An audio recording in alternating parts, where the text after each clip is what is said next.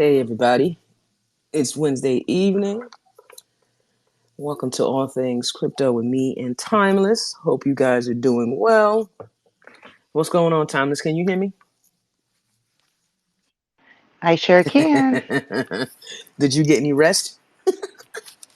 I'm rejuvenated today. It was. Man, that was a very sleepless night. A little under 3 hours for like a day and a half. Yeah. Eat gas prices will have you feeling very out there. Let me tell you. Especially when you're doing the task of trying to get the right price. Trying to make sure you don't pay too much. Yeah, the right price while so much is going on. I seen some of the highest ETH gas fees that night. I think at one point I looked up and it was 372 72 GUI. That's crazy.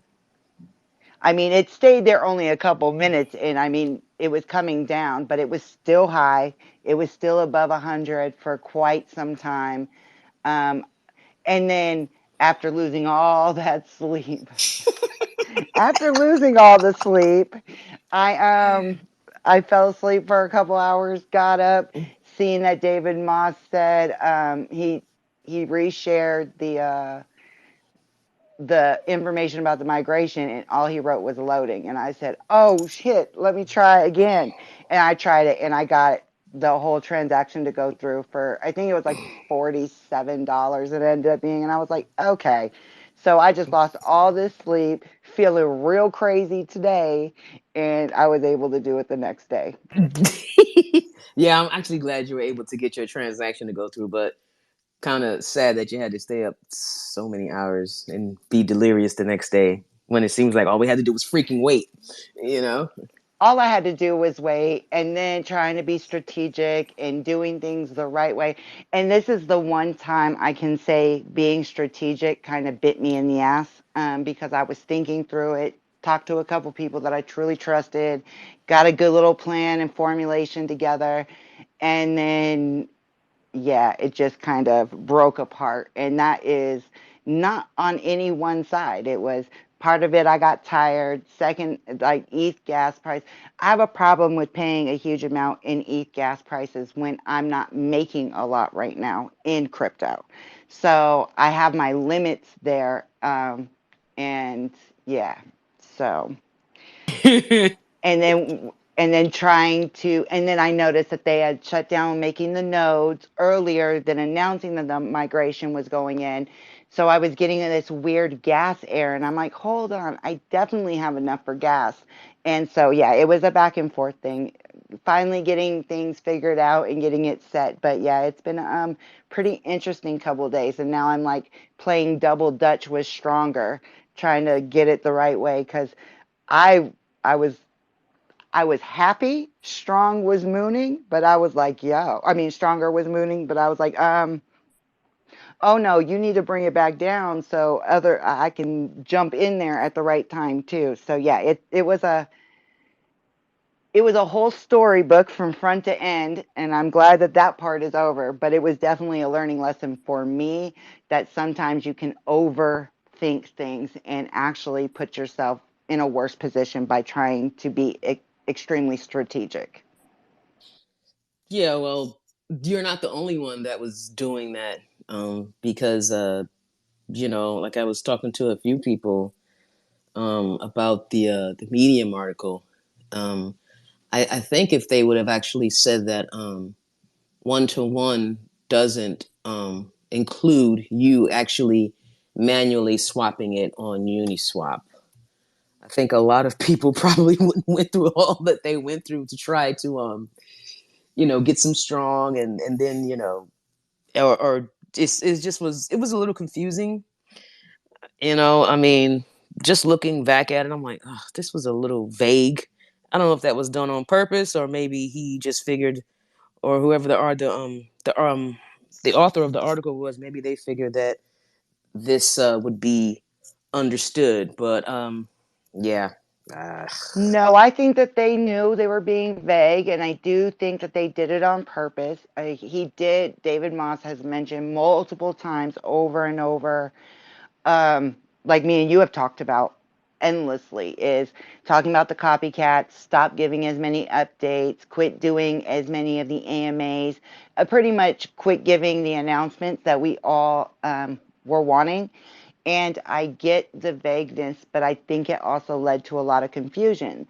And some of that confusion was also the moderators within the Discord were not all on the same page. And some of them were giving out not fully factual information, and they may not have been privy to it either.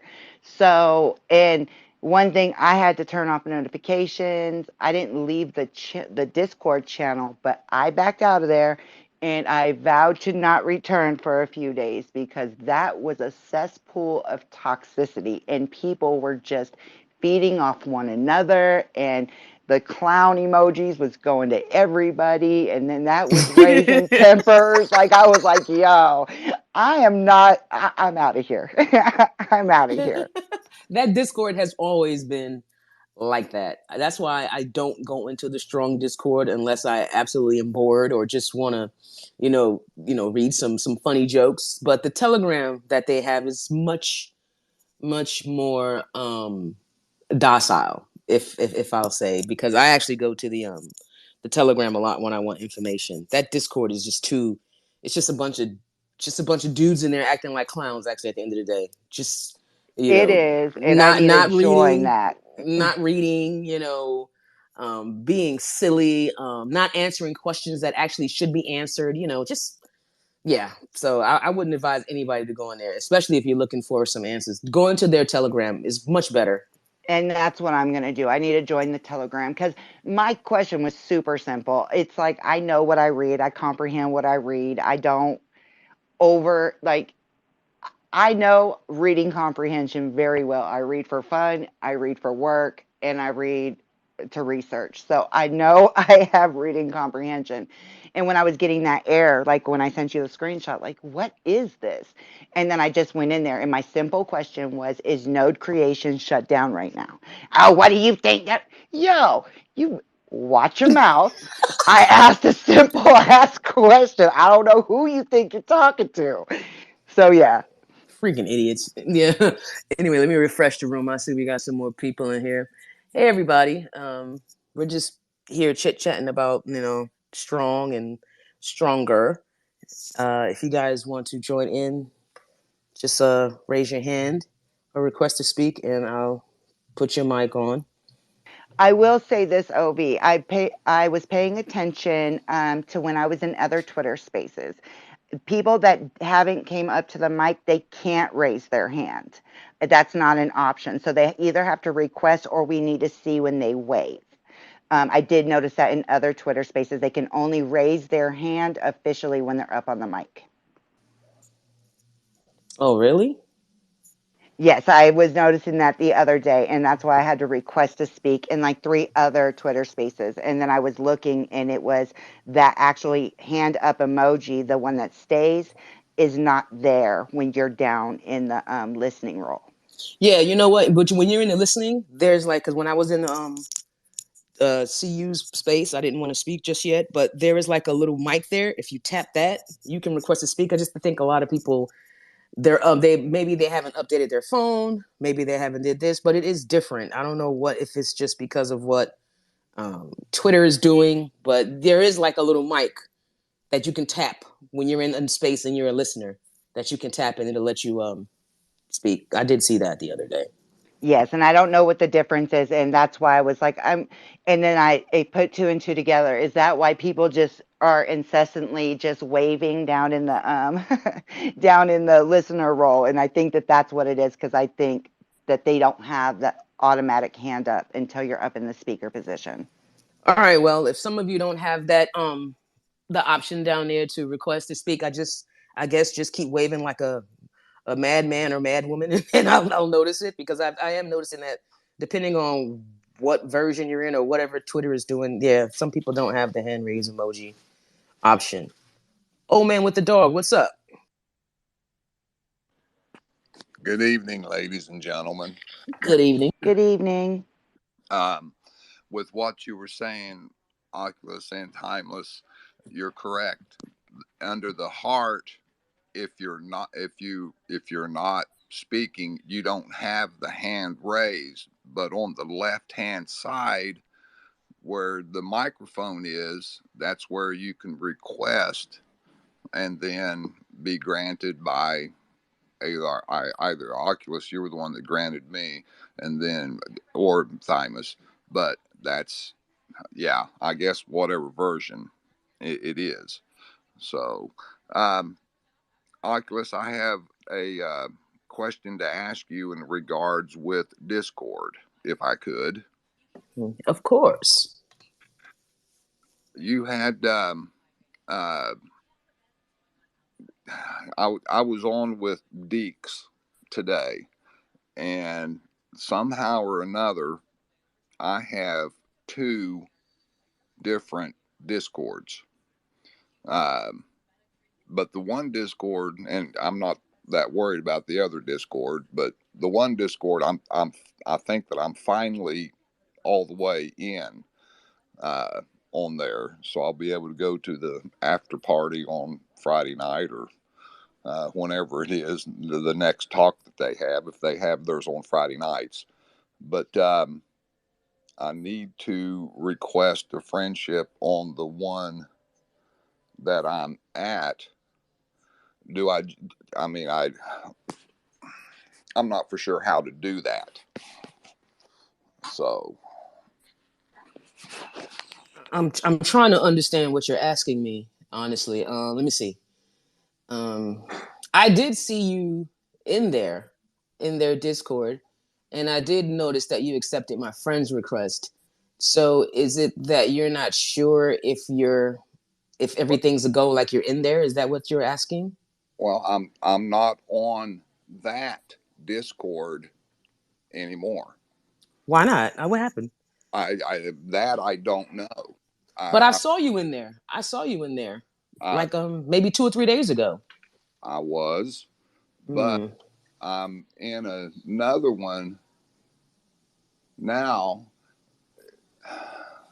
Oh, wait a minute. I think I found how to do this. Let's see if I can send a request to you. Um, O Let me see. U O U S. Okay, we need. What is your 4-digit tag? Uh, Hold on. Let me get that Or because I or don't know it by or heart just now. or is that something that you're supposed to ask for, and or do you give that out? You know what? When I've asked people to add me, I've just given them the whole damn thing because just so I make sure that they can find me. But the last 4 digits of my Discord is 3607 3607. Okay, I guess I got to put the that in there, and let's see if that works. Okay, I just sent you a new request, ma'am. Done. Okay. So, I mean, I've got the same avatar. My name has changed to just Craig. So, thank you. You're welcome. Hey, everybody that just joined. I just wanted to say hi while they're getting the Discord stuff figured out. And if you wanted to speak, just either request to speak or wave the little hand under the heart icon down at the bottom right hand corner of the screen. And I know we'll probably be back to strong and stronger because that's been a lot of topic. That's been a huge topic on everybody conversation. But I did want to bring up, since we are on Twitter, and if not everybody had realized or seen the story, that Elon Musk is now the single biggest holder of Twitter stock, and then they offered him a seat on the board. And shortly after that, I know Doge pumped a little bit. I know it completely retraced, but knowing that Elon likes to talk and talk crypto and poke the bear, I think it was just a good thing to bring up just for people who weren't aware or they want to look a little bit further into it because I know he was talking about Twitter, saying he was sick of the censorship that Twitter has and was asking if there was a decentralized social media. Well, there are some social medias built on the blockchain, but of course, decentralized social media really is not a thing. So I'm curious on what's going to happen. I know he was saying, "Oh, do we need an edit button?" And people were talking a lot of shit about that. Go ahead and give me my edit button though, because I'm sick of having to delete things because I look like I'm an idiot sometimes. So yeah, I just wanted to bring that up and see what people kind of thought about that as we're moving on into the conversation. I I think it's pretty interesting that he actually wanted to. Seems like he wants to. I guess implement some new things or slowly take over Twitter because he is right. I mean, they do censor everything that you say. I mean, even if it's true, they even censor actual news. You know, and it gets to the point where it gets ridiculous. I think that's why I actually just got off of Facebook totally because I was always in freaking jail. I mean, it was like, it's like every time I said something on Facebook, I was in jail. Like they would actually just like, uh, you said so and so is dumb or whatever, just something really really corny, and they were just like, oh, you're in jail for 7 days. Then if they keep putting you in jail, it goes longer. So 7 days, then it's like a month. Then it's like sometimes they actually kick you off. So I was just like, you know what, forget it. So I think it's pretty interesting what Elon is doing. Very strategic. I see Jack is very happy about it. Jack of Twitter is extremely happy about that. I think it's interesting, and I'm because I think what Elon does is strategic, and not everybody always sees eye to eye with it, nor do they agree. But see, his shareholders for Tesla wanted nothing to do with it at first. And he bought into it. It bumped everything up. And I think he made almost like $1 billion in that deal because how it pumped afterwards. And then shareholders on Tesla were like, oh, we made money. Oh, no, no, we did not make anything. I made money. I mean, you know what? If I was worth 300 billion or whatever it is he's worth, isn't he the richest man in the world? I mean, so I don't know because that list always changes. I'm not entirely 100% sure. well, as rich as he is, I mean, I guess all you do is just collect pieces, it seems like that's exactly what he's doing. And I wasn't surprised that Doge pumped a little bit after that announcement, but it also retraced, I guess, because people took profit because Doge was basically chilling out for a little bit and not doing much for a while A after that lot of pump. it. A lot of it. Yeah. I sold out that mug because it made me so mad because I was just talking about the other day being in Doge and then I upped my position before that Saturday Night Live thing because I was like, hey, that might kind of pump. So I added to my position and then dummy me went in and staked it, a locked stake on crypto.com for 90 days. So I missed the big pump where I could have took a good amount of profits and still held. So when that unlocked and I kept seeing it go down, all it had to do was move up just a little bit and I sold all of that. And then I sold the rest of it to get into Polar because though it made me mad, the whole thing irritated me. Like I locked myself up. Yeah, will not lock up like that ever again. Yeah, a lot of people make that mistake when they start staking stuff. They don't realize that sometimes you can't actually get it out.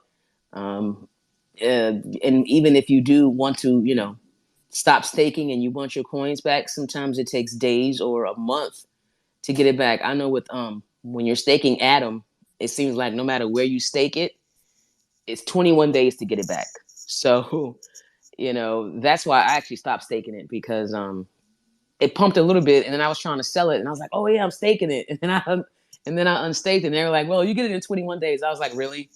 I mean, what's the use then? So you got to be careful when you're staking. That's why I kind of like using the Garda wallet for staking certain things because they don't lock it up at all, and that's a plus for me. Right. When you started introducing me to the different things that Guardia can do, because I do Guardia and I've done Phantom Wallet. There's a few other ones that I'm doing, and I'm still playing in it. And you've actually brought some to my attention that I've been looking at. I'm seeing some other things. What I ended up doing for the majority of the things that Celsius supports is I knew that they were a big company. They had some reputation behind them. So a lot of my stuff I went ahead and put over there for the time being. And as I find better options, I start pulling it off of there and putting it in these different options. The one thing I love about Celsius though is I get my payouts weekly. Yeah, I found Garda because I wanted to move my H bar because when I got H bar, I had this. There was only like one place that really kept it, and that was the Bread wallet, which was actually bought by Coinbase not too long ago, the BRD wallet. Um, and I kind of wanted to move it out of there because there was nothing else in there, and I don't like to have just one coin in a wallet because I tend to forget about it. So I moved. That's when I found out about Garter and all the stuff that they do. They actually do a lot of staking there. So if anybody hasn't checked them out, you actually should. Old man with the dog, what's up? You're correct in your statement about Elon being the richest man. He did pass Bezos as of yesterday, but who knows about it could flip back today when you're that high with money. It's a flip of a coin, but also timeless uh, with Elon getting in there. Are the big question is, are there any underlying motives in helping the pump of the Dogecoin? That's one of the questions that I have with that. I'm sure it had something to do with it because people equate Elon to Doge pretty much hand in hand. And with Elon, he's always given the big middle finger to as many people as he can, just because he can. And um, I find him amusing. Some people find it extremely arrogant. Some people have a lot of disdain for him. I sit back. He's done a lot of great things. He's very innovative with his businesses and the things that he does.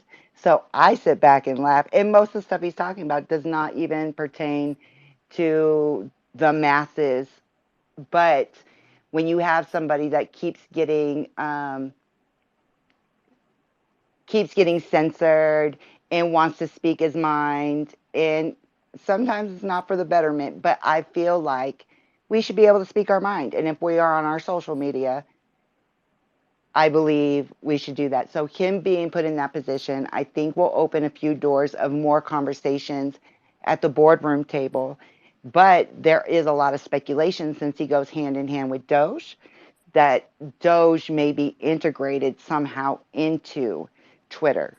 There has not been anything written on that. I'm not speaking from something that I read that is completely factual or things that are already in place. These are just some of the speculations. So I did want to put that out there. But we could be seeing a lot of things with that. And even with that pump of Doge, what I found very interesting is crypto Twitter was still very not very vocal on the pump of Doge, even though it had retraced. There wasn't a lot of there wasn't a lot of noise behind it, should I say? So I'm kind of interested what's going to happen and what's going to happen as he secures that seat on the board, and if that is going to move Doge one way or another. And I guess time will tell with that one. Yes, ma'am. Did I answer your question? Because I know I went all the way around it and was talking about it. So, did I But answer what you were actually asking? there's no answer to that because we don't know. But we know that, and you're correct. He's very is very, a lot of people listen to him. You're correct. A lot of people don't like him, his arrogance and so forth. Um, and it's a 50-50 shot on whether he's going to try to pump it behind the scenes or whatever. Nobody knows that.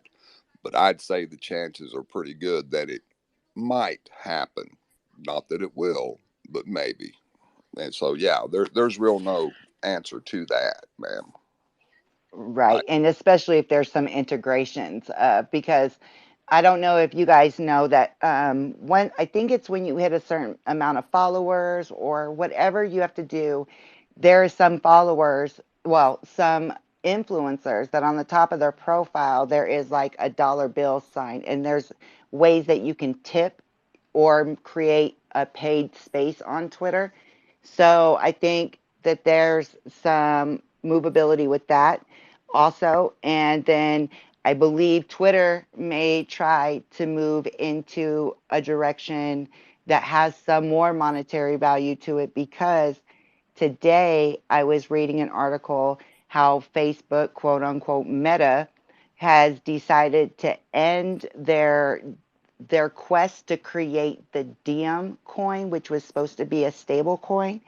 But instead now they're saying, oh, this isn't cryptocurrency, but it sounds very crypto to me, where it's saying now we are thinking and we're formulating, creating a coin kind of like Robux. It's a video game where it's an in-game currency, but now they're thinking of creating a token to use within the metaverse, which will be a centralized in-app token.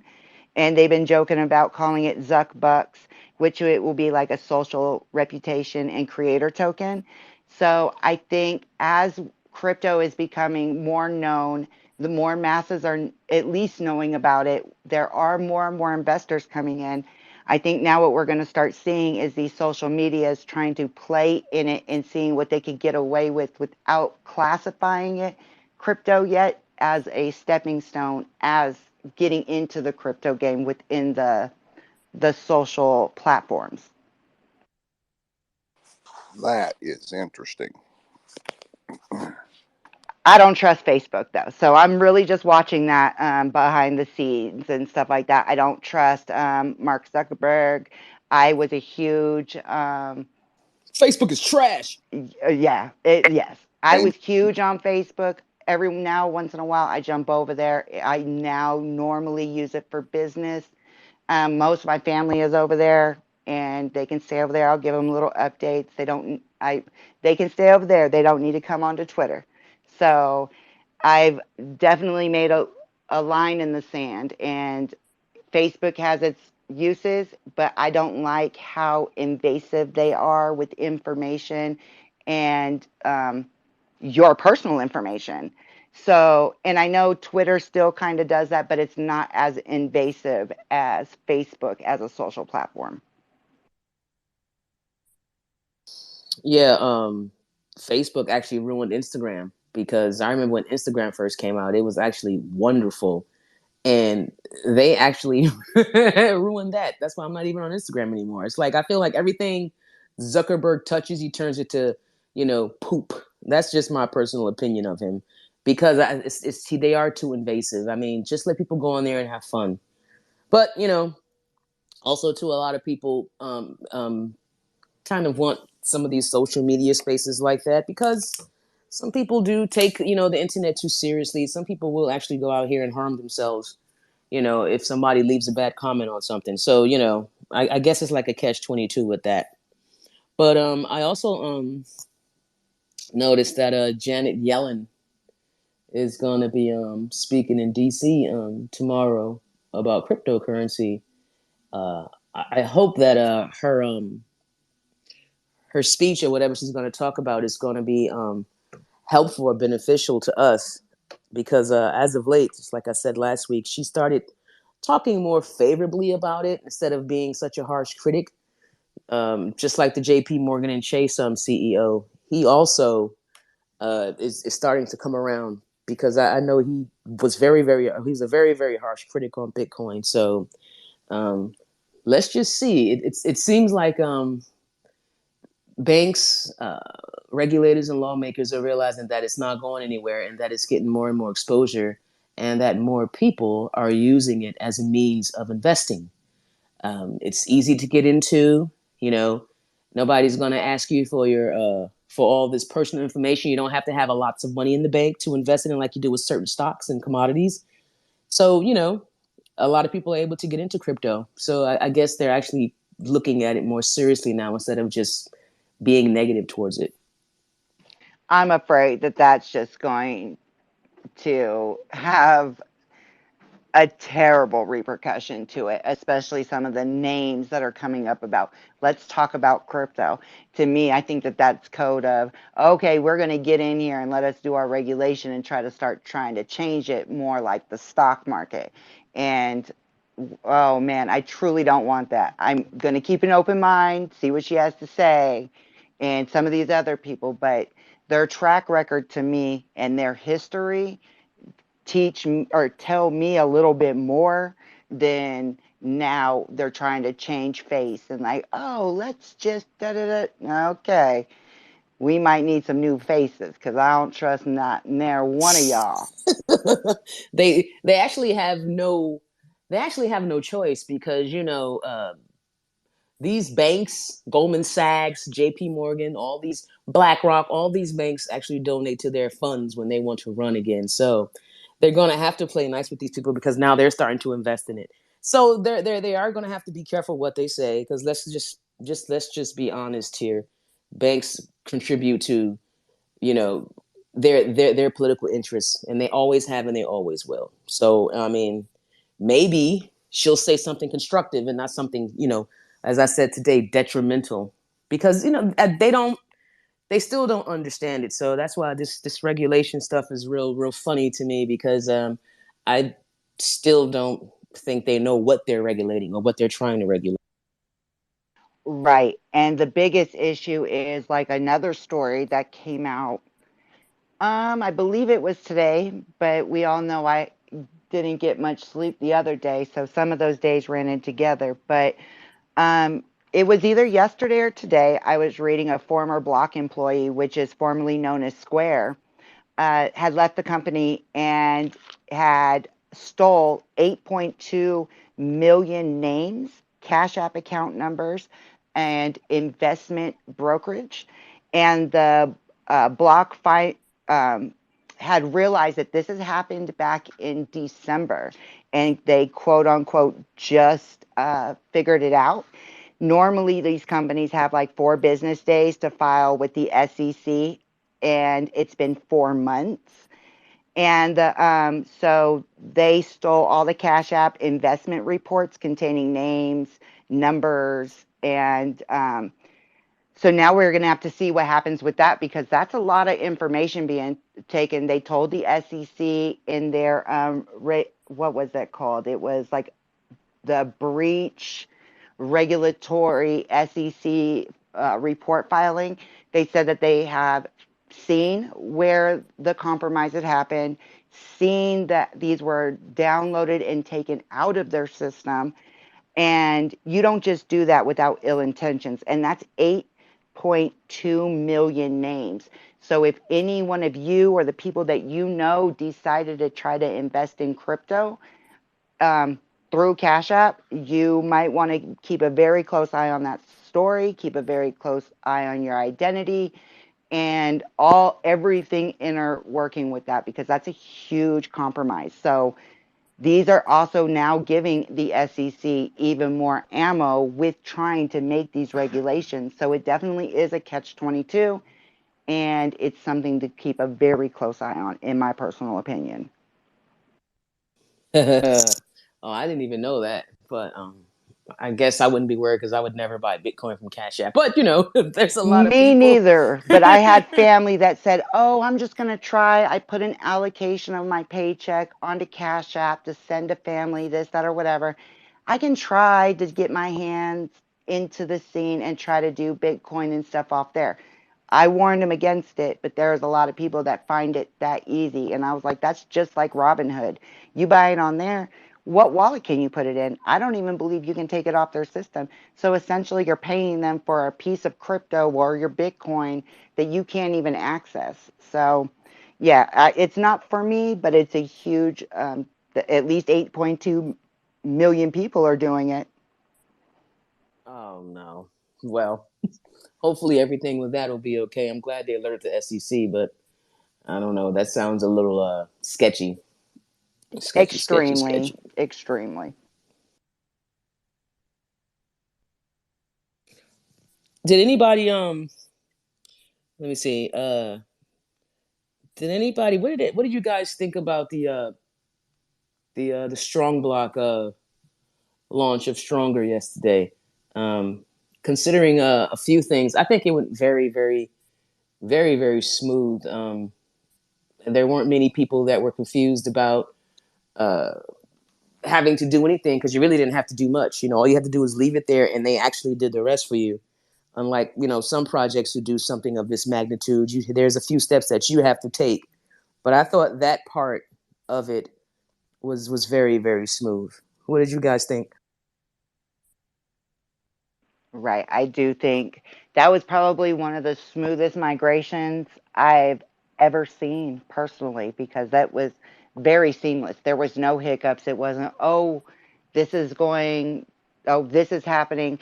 Not one time did the DAP go down. Just one time I refreshed it, it was strong. The next time it was stronger. And then they migrated all the nodes and everything. So I personally think that part went smooth. It was just um, the information that wasn't circulating had, and then a lot of people going into a frenzy and just acting really wild. I think a lot of the frenzy is because there's a few people who keep asking me or who kept asking me, um, you know, why is regular strong going down? Like, why is it plummeting? And I know I asked one person. I said, "Do you have do you have a node?" And they were like, "No, I just have some strong in my wallet." And I'm like, "Oh, so okay, now I get why you're asking this." I think a lot of it is for me personally. I just think that a lot of people were selling it to buy stronger. That's what was happening. Um, I know some people on crypto Twitter, they were selling it because they were saying that Moss is being too vague on what kind of use case it's going to have, which I don't really think he was. Some people just want to know everything at first. It seemed like he said it was going to be a governance token, it was going to be this, it was going to be that, but when I was reading a lot of comments, they just was like, "Nah, I'm not going to take that chance and hold this for I don't know a year or two until they figure out what they're going to do with it." But I don't think it's going to be that long because a lot of people don't realize that the strong team is paid in strong tokens.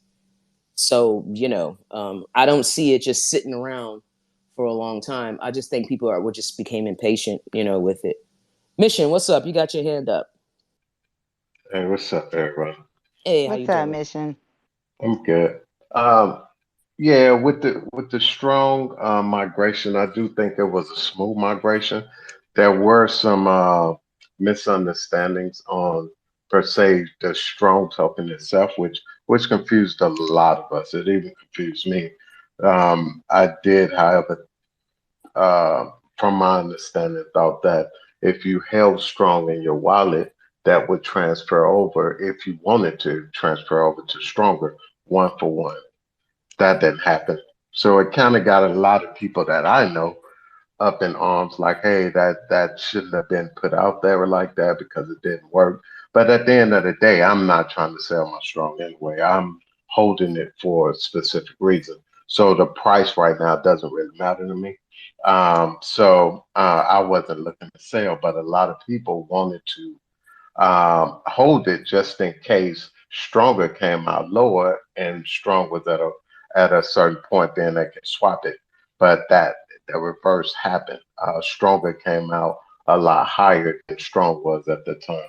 So I just say, people are they were up in arms, but I do think it was a smooth transition. Um, and I'm just waiting for the next step.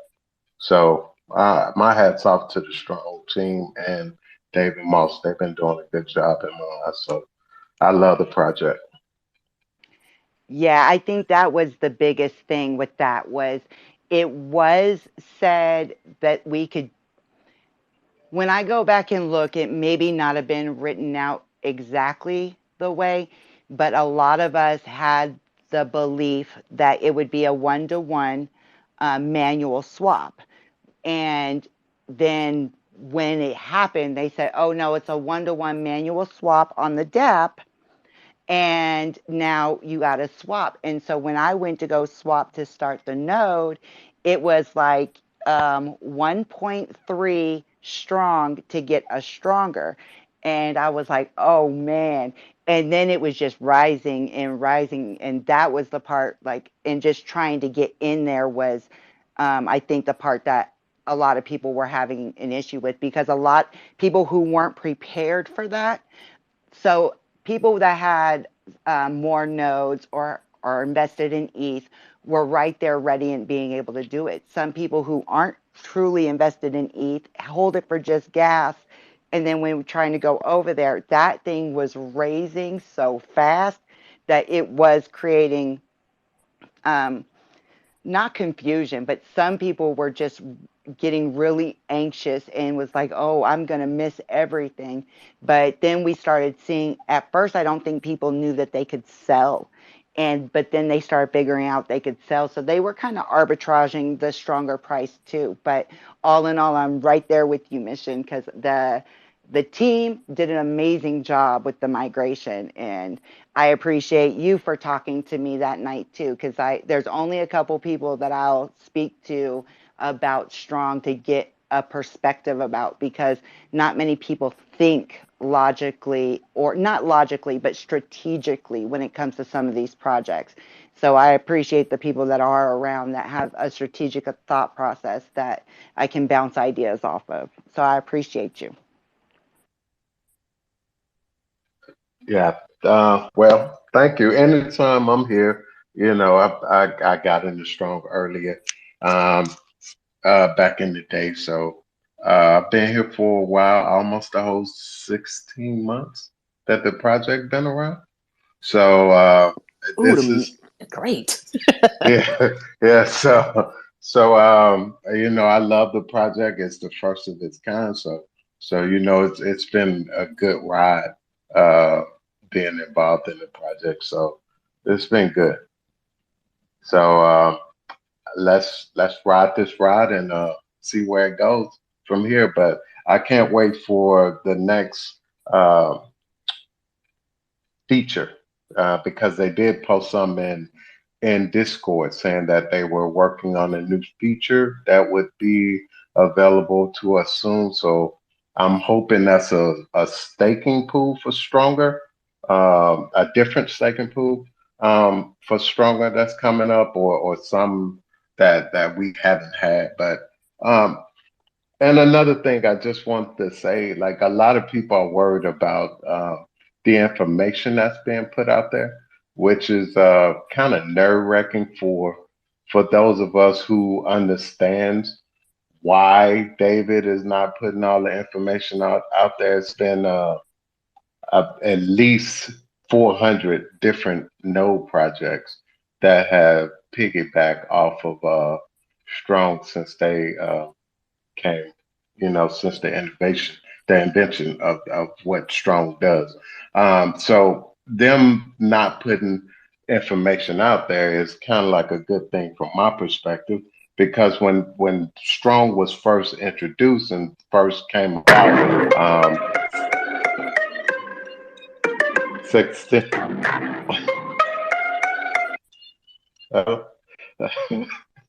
sorry, I don't know what that was. No, that was somebody else who came up and I had to mute their mic.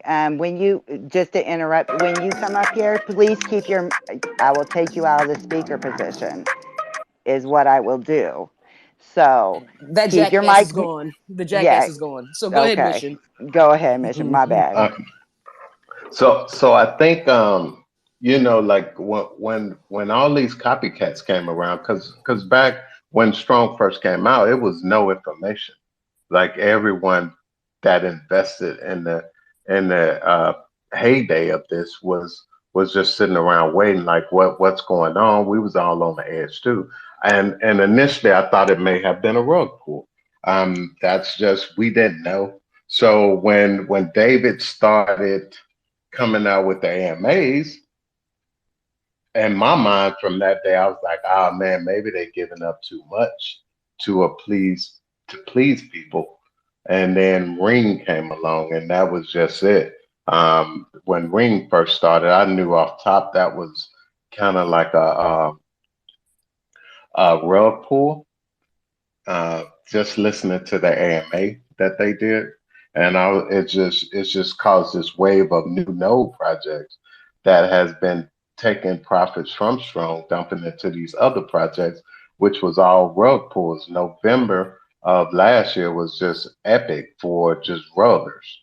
Like I don't know how many projects fell by the wayside from people losing their money jumping into this project trying to get a quick buck. So I just say that I do have high hopes for Strong. That's just my opinion.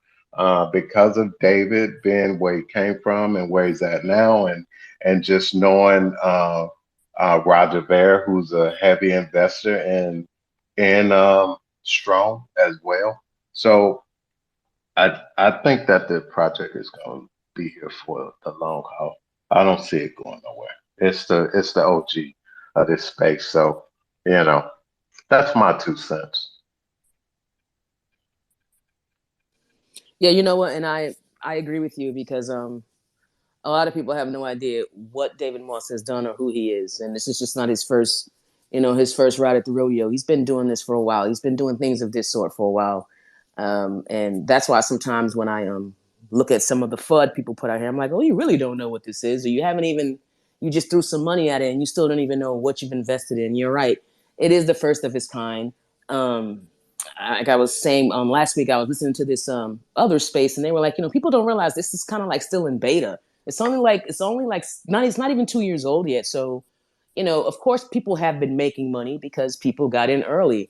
And I was speaking to some guy the other day. He had like 280 nodes. I mean, do you think he's really crying about the price? The people that are crying about the price are the ones who actually just got in.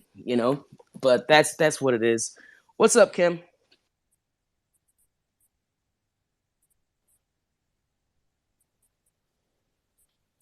Yeah, first let me.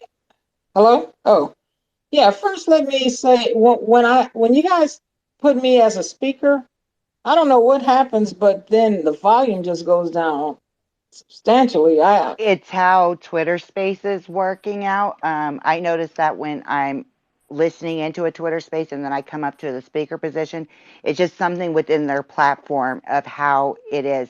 But I believe you can.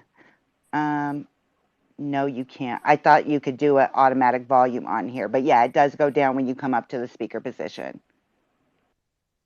Yeah, so it makes it really hard to hear anybody else talking. I mean, I could hear you, but it's like a strain. But so yeah, stronger. I didn't have a problem with stronger.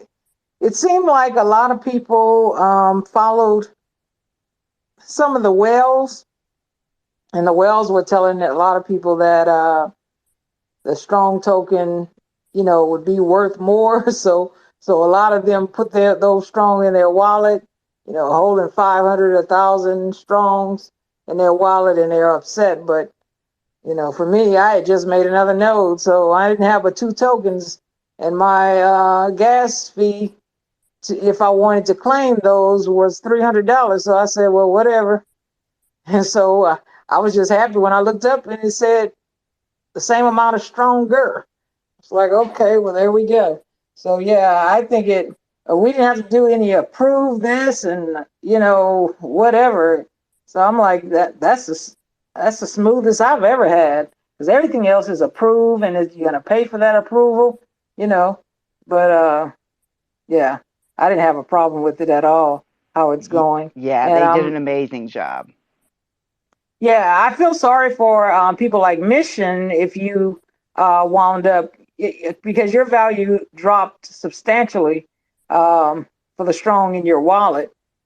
But people are arguing now because if you go in Discord, Discord is just lit up. I mean, people are so mad about it, uh, about losing or having to trade those tokens, and they're getting madder, and they're not trading, and the price is still going down. But I mean, at some point, price might go back up. So it's just to me about a choice.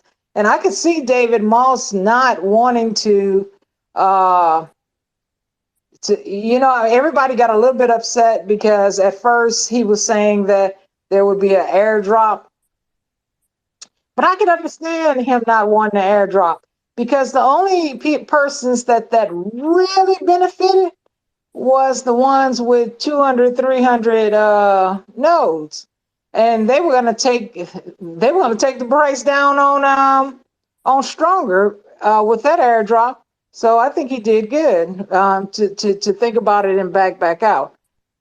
But Yeah, anyway, I do think that that was wise. While some people got upset about no airdrop, I do think it was wise. I think people like Mission and people that were holding, and preferably also me wanting to hold some strong in my wallet, but I don't have that many nodes yet, so it kind of was a catch 22. But the fact of the matter that David Moss did say that strong will have its place, it will be scarce, it will be used as a reward. The strong team was getting paid in strong, so it's a balance. It's building a new ecosystem, and while building that, uh, what the people were trying to do with strong to stronger was trying to create arbitrage within the price. And while I was upset, especially while I was very sleepy, was the fact that Qcoin. So I don't know if anybody knows that if a project tells an exchange, and I see you, Bromcole, I know you're where the next hand up, so we'll get to you next, and Mission also, and Chris. Um, so while the price of strong was dropping, and the exchanges, even if strong block told the exchange, hey, on this date we are migrating and we want to pull liquidity from the exchange for this token, that exchange will still hold a certain amount of liquidity, and it takes a very long time in the aspects of crypto to pull that liquidity out of an exchange. So if people were able to do the one-to-one swap, then they would have created a complete arbitrage of the price, and it could have really damaged the protocol, because then you could go and get your strong for, what was it, 80, 70, and now I believe it's like at $68 last time I checked. You could still keep buying it on Qcoin and then trying to go and do a swap. The only other way in my brain that I could have seen that actually working in any type of capacity was if they used the snapshot like they were going to do for the airdrop, and people that were holding a certain amount of strong, either they could have swapped it on the DApp or gave a permission for the people that had strong in their wallet at a certain time at snapshot to still be able to create nodes with that. But at the end of the day, um, I am not educated in full blockchain technology. So I do, and I trust David Moss as the CEO and what their team is doing. So while I was a little not testy, I was extremely sleepy, waiting for good gas prices. But when I actually got some sleep and I woke up and was thinking about it, I was like, that actually makes a lot of sense. And while some of us smaller investors that didn't have all that ETH and stuff sitting by, it kind of made a rocky road. It was for the betterment of the protocol, and for that, I'm grateful for the team on that one. right. Can you guys take me off of speaker? Because if I mute my mic, I still hear the same. Maybe taking me off a speaker, I'll hear everything. Okay, let me try while we go to the Ovi, call the next one, and I'll try to take him off speaker. All right. What I was going to say too is that let's just keep in mind that I was doing a lot of research. They never used the word airdrop. That's what a lot of people said. And I know that word airdrop came because they said they were going to reward us. But and one of the mods said it in their Discord. They said, we never actually said the word airdrop. We said we were going to reward you. So I went back and I looked at all their Medium articles. I was like, you know what? They didn't use the word airdrop, but of course, that's what people associate with it. So, I mean, I think that's why sometimes we have to look at the information we read on Twitter and comments, and do that on and do research with that, because I know that word airdrop started on CT when they heard that they were going to give us stronger for having nodes and having NFTs and people just having strong in their wallet. People automatically associated with that with the airdrop, but they really didn't say the word airdrop. They said reward. So I know the language is really tricky, and I'm noticing how Strongblock is writing their Medium articles. That's why I said it's kind of like lawyery talk to me. They definitely have a legal team. So I mean, especially when I read those Medium articles. So just be mindful of what he says and look at it really, really closely, because they said that you can swap out strong for stronger, but they didn't say that it would be 1-1. They didn't. They said 1-1 would only be for unclaimed tokens on strongblock.com. So go ahead, Brocal. I think you were the next one, and then Mission, and then Chris. Can you hear me okay? Yeah, we hear you good. So Ahmad did actually come out and apologize because he did say 1-for-1 in the Discord. So he came out and apologized about that later, because that wasn't the case. As far as the airdrop reward thing, the only problem I had with it, I do agree with it because it's good for sustainability. You don't want people to just dump. It was the fact that they pulled out like so soon. The communication was kind of bad, and it just didn't really, like, the timing. I feel like they could have maybe done that before they had done the whole migration, decided that factor. Yeah, you know what? I think that it sounded good to reward us. I think at first they thought it was a good idea, but I mean, I remember reading that would have been like 3.5 million stronger tokens sent out. Exactly. Yep. And that's a Yeah, lot. dilution. That's a lot. And I'm like, you know what? I'm glad they didn't do that. But of course, people got upset because a lot of people don't understand tokenomics and understand what they're trying to do. I'm so glad they didn't put 3.5 million stronger tokens in the wallets of people who have a node or NFT or just have a strong in their wallets. I think that was smart. I think the only other downside to it is that they kind of encouraged people to build nodes in order to get a reward. So it kind of was like bait and switchish to, hey, buy this, you're going to get this. Because that's what I did. I went heavier into nodes. I'm still fine with it. I'm happy I got my nodes, but I was anticipating some kind of reward in return. Yeah, I understand, but I don't think compounding is a bad thing. So No. I see what you're saying. Like you were a little annoyed, but you're not. I'm not annoyed, upset right? about it. Yeah, right, I'm right. Right. And just I'll in pass. us knowing that it's us that have been watching for a while or been invested for a while, I think we all agree on in the middle ground that Strong is an amazing protocol. It has a great team. I'm glad to hear that Ahmad did apologize in Discord, because that was very, very true, that it was going around and it was said it was a one-to-one swap or manual swap. So that did lead to some confusion, and I understand why they don't give out that much information. I mean, look at the node season we have been in. As soon as Strong comes out with something, oh, here's a new node protocol, and now we're doing this, this, and this. And that was everything David Moss said. So I get while keeping some information to the chest, but some clarity on certain things could probably be worked on. But David Moss himself said months ago, I'm not the best public speaker either. So, I mean, I think he's growing while the project is also growing with how he speaks with the community. So I think there's some things that they could still work on a little bit better, but all in all, it's an amazing project, in my personal opinion. All right. Bro, Cal, you got anything else to add, or are you done? I don't want to. Nope, I'm good. Thank you.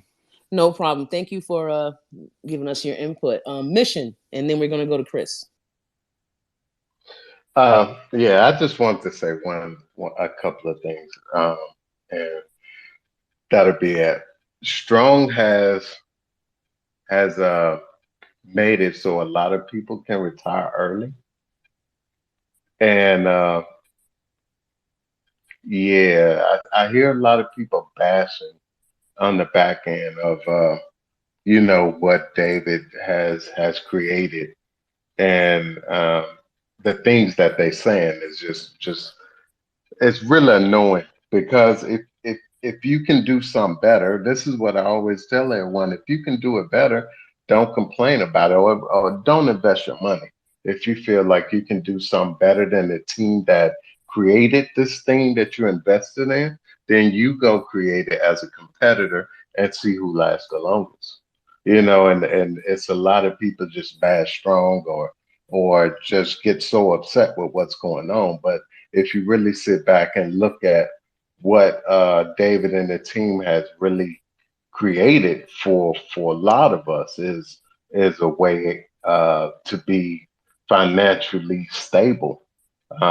May take a lot of people some time to get there, but I feel like people with 30, 40, 50, 60, 100 nodes, most of them guys ain't working because why? Like a lot of people have retired off of strong.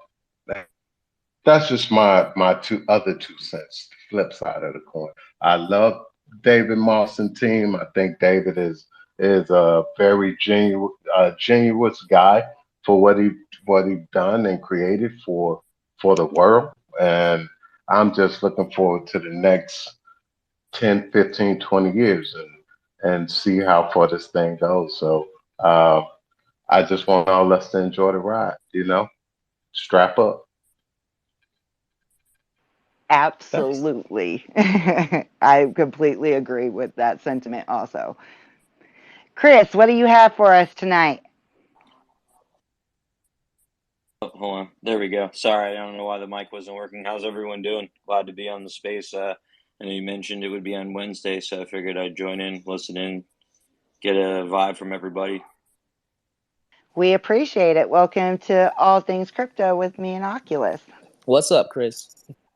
Yes, yes. Thanks for having me. Yeah, so I mean with the node projects and everything like that, I ignore, any type of negativity. I think there's a difference between negativity and also like, bad, information that's going around that would reflect the company negatively, per se. But um, you know, there's people that have their opinions on projects and that's fine. Obviously if you're invested into it, you know, there's good things and bad things that are going to happen in any project. Like Stars was one I was in, and they can't find a developer. And then one day they said they were going to, and it went up to $4. And even stuff like that thrives. And Polar. But Strong, I mean, I just hold on to it really lately. I didn't really get too deep into the Stronger thing. I was just told, hey, if you just keep your rewards in there, they'll convert over. So I'm just going to do that. The fees, it is what it is. You're still making money, are higher. So I tend to leave that in there versus like an AVAX one. But yeah, I mean, I think we're really early, extremely early, even if people were invested into it, when it first came out, when they first started. And I'm excited about that. And it's cool that a lot of people are aware of it and are investing into it, and I think one day we will see some good price action, and if not, just sustainability for me is all I care about. As long as it's not like 30 cents or something like that, but if it could stay at where it's at now, 110 $120. I mean, I know there's people that saw it at like $500 and $1,000, but I mean, I don't know how realistic it is to go back up. It's possible, but they'd have to continue growing customers nonstop. And maybe that might be the thing. People might, it could become a huge thing and people all want to start doing it. And we were extremely early, but I'd rather have that project last, which I believe it will, a very, very long time, which means that sustainable income for a lot of people. that could spend more time with their families, do things that they want to do, have more financial freedom, and saw something that other people didn't. They were focused on everything else going on in the world. Oh, definitely. The biggest problem that I had wasn't even with strong. That was when I, a lot of people weren't in here when I said I was up all night checking gas prices. I seen the highest gas prices I've ever seen. Yeah. The night pretty leading up to it, it was like 534 GUI or something for a few minutes. Then it started trending down. Then it sat at like 132 GUI, and then it back down to like the 70s and stuff. But yeah, I seen some outrageous gas prices, and that's when I was like, whoa, what am I supposed to do? Because some people wanted to create a node before that, so having to claim that out was almost, unless you wanted to pay a crazy amount, was almost impossible to do. And that's nothing on strong, that's just the ethereum inside. And that is why I'm super excited for strong chain when they're talking about lower gas, um, being able to move things around a little bit better. That's really what I'm excited about. Is that what that is that what Stronger is? It's basically its own blockchain. So basically you use Stronger to claim Stronger, you collect everything's just basically just under the same blockchain, right? Yeah, so that's exactly what it's going to be. We don't have all the information how it's going to be done, but Gotcha. Strong Block is creating Strong Chain, which will be their own blockchain. And so it gives more of an ability to create in these nodes where you're actually helping the blockchain and incentivizing the node holders in creating a blockchain that is able to be sustainable within their nodes, within their rewards, and keeping it a closed system and doing different partnerships. After the AMA, David Moss said he was speaking to two, they're already partners, they just haven't announced them yet. So I'm really excited about who they're bringing on. Absolutely. No, I mean, definitely. I think that's a smart move. I mean, the Ethereum thing, like you said, like everyone that I ever spoke to, and when I was new to it, was like, Chris, like you shouldn't even claim strong, until you have like 4 or 5 of them with these fees, that Ethereum has at times. Like, and me, I'd be the type of person where I was so excited just to cash out each one in the beginning, and now I'm getting more and more tolerable to to waiting, except for Polar, because Polar hit $4 today, and I cashed out and sold that. Oh, So I know. I was planning on after the strong conversation to go right into Polar. I'm super excited about Polar. It went crazy today. So, yep, but what I will say is, Millie will probably bring it up because he brought his hand up. But one person that I listened to with how I was building my nodes and everything was going to keep my strong with on the DApp and keeping it till 10. So then you're claiming, I mean, keep to 11. So then you're claiming your 10, but you have that one strong that you can flip into ETH to handle all of your fees and everything like that. gotcha. That sounds like a good idea because I needed some sort of strategy with that because it's a pain. So, but yeah, Well, but Millie's no, up next, and I'm sure he has a lot of strategic things that he speaks about, especially in here. And I've talked to him at different times. So, yeah, just keep an ear out because he has a whole lot of things. And a lot of people in here are heavy on strong and have different game plans. And most of them are great strategies. awesome.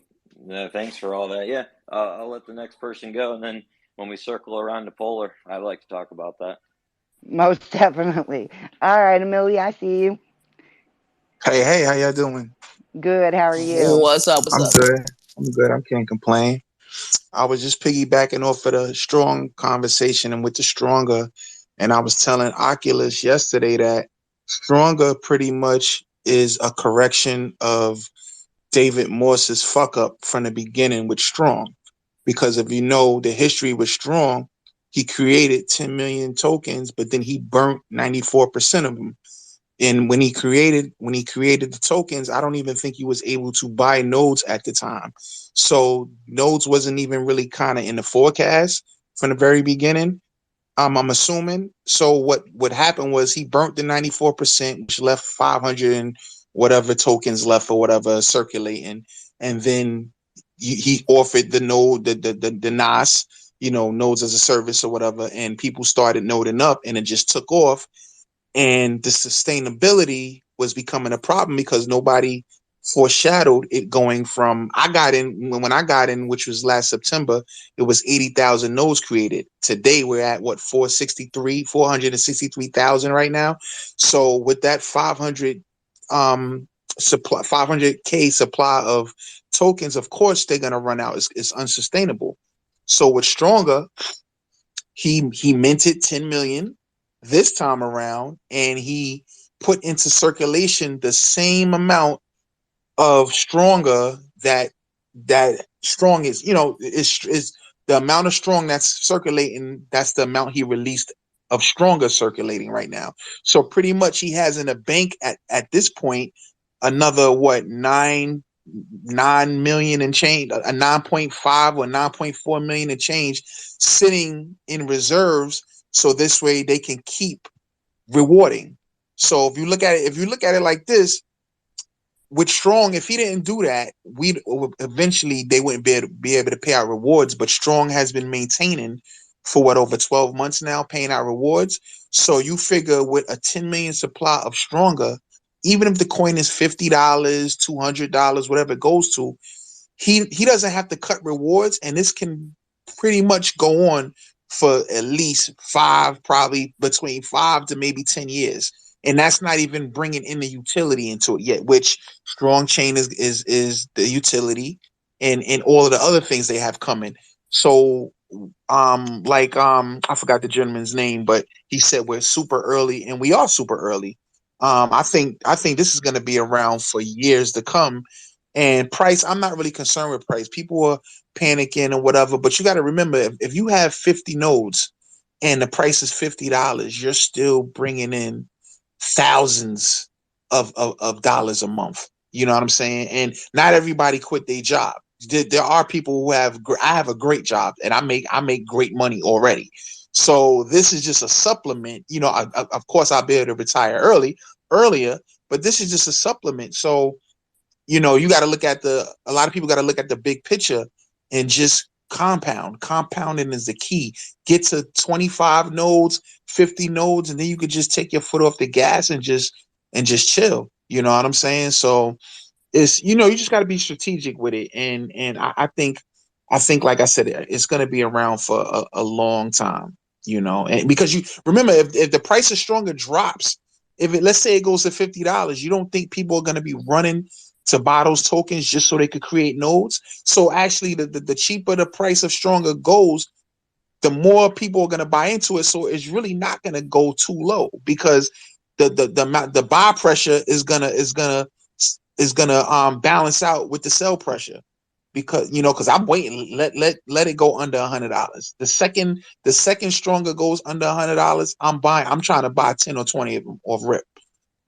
So just Yeah, something to I look at or feel whatever. you, because OV had got me comfortable with saying, "Hey, and we were just talking about Strong at the time. If Strong is at $50, if you have this amount of nodes, you'll still be generating this." And then we started doing the formulation along the way. This many nodes, if it's at 50, this is still this amount extra.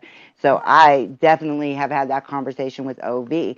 But while you guys are up here and you guys are heavy and Strong, what is your guys' opinion on, if you're a lower node holder and you're just in for the heavy compounding right now, you're not taking profits, what is your opinion on going for the poly nodes with the faster compound, so that you can create more nodes quicker, even though it does decay? What are y'all's opinions on that aspect of compounding? To piggyback real quick over what you were saying, two things I want to say real quick.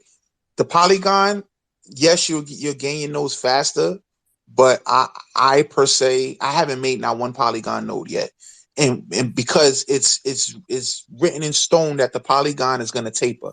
I would rather go for the long run of having a node that's not going to taper than having a node that's going to taper. So I think the Polygon would only make sense if you're going to do several of them at the same time. Like if you was like, okay, I got the money to buy 5 nodes tomorrow.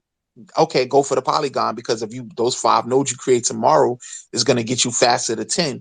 But if you're just doing one node at a time by just compounding, you just going through the full compound with the rewards, I would say stick to Ethereum. And real quick, I wanted to say what you just said about the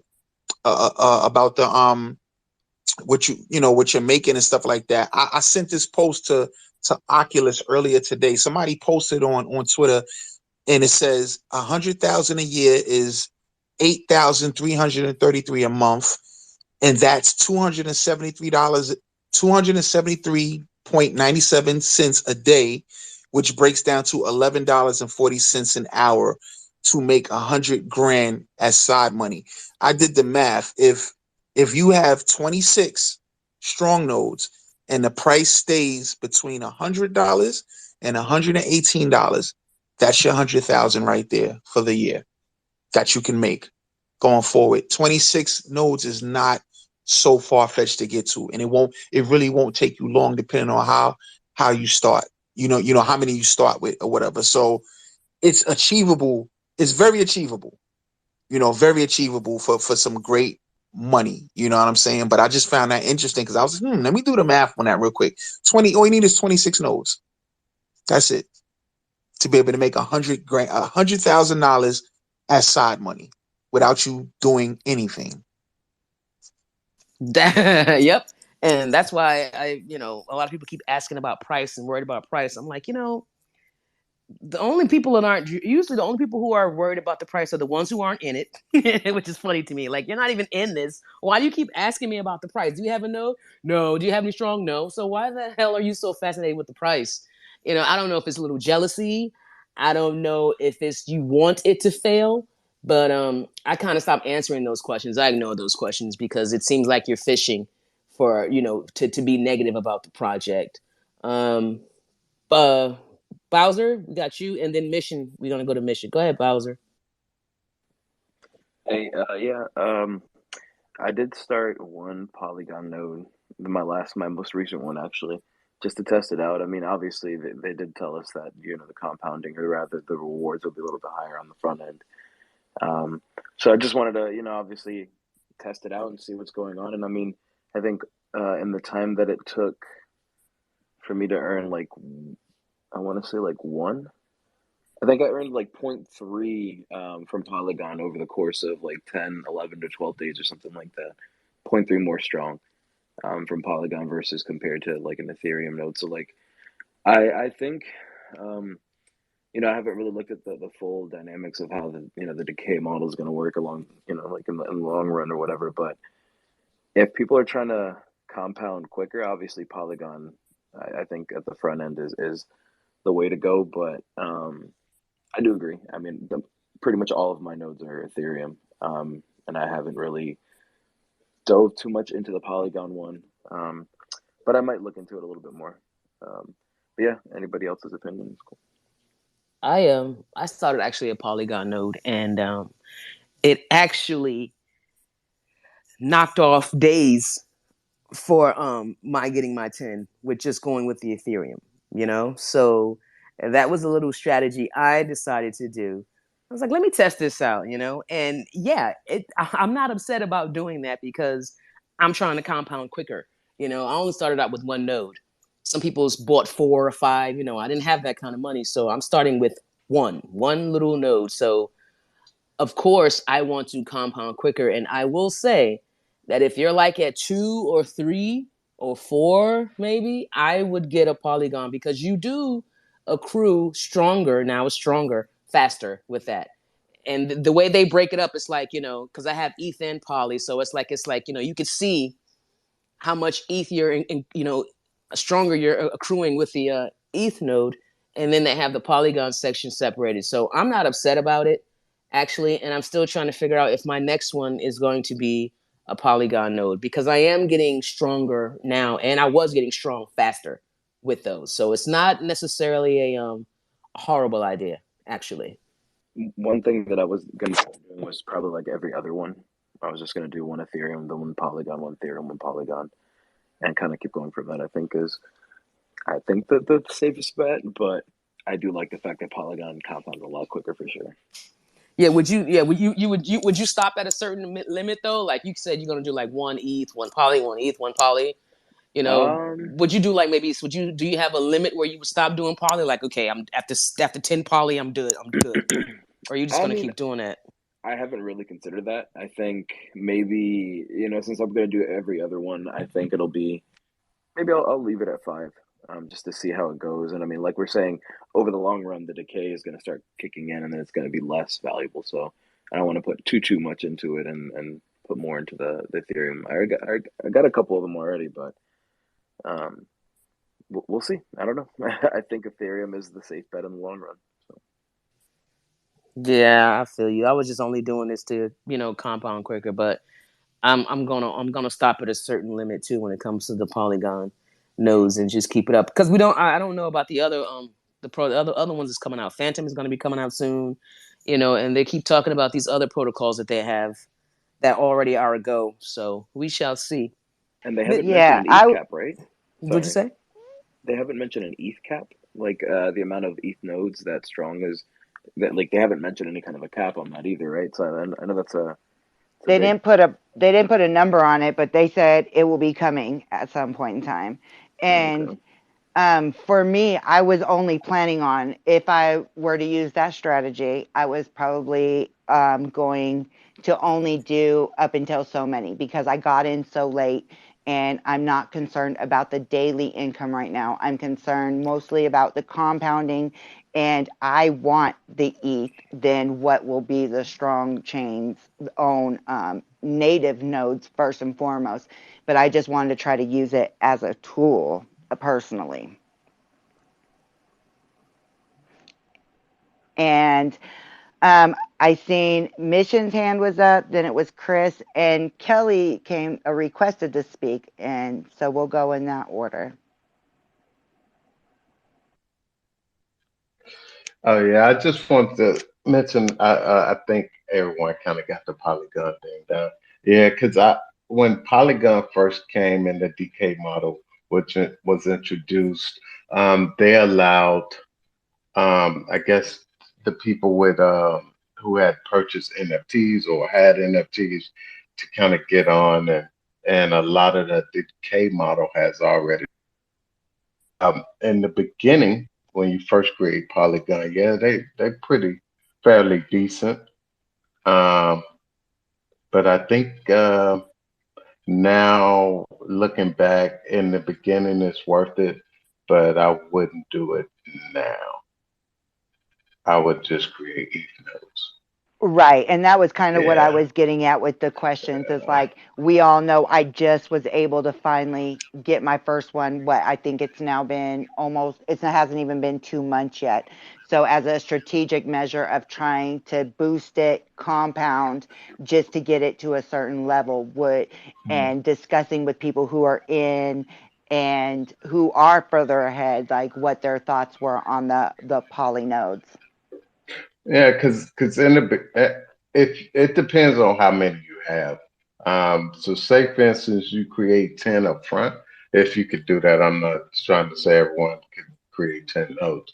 Um, Not even saying I can do it, just putting it out there. But if I guess if someone had 10 Polygon nodes and you could create 10 ETH, I guess you it would be more beneficial if you created the 10 Polygon because you get a bigger reward up front.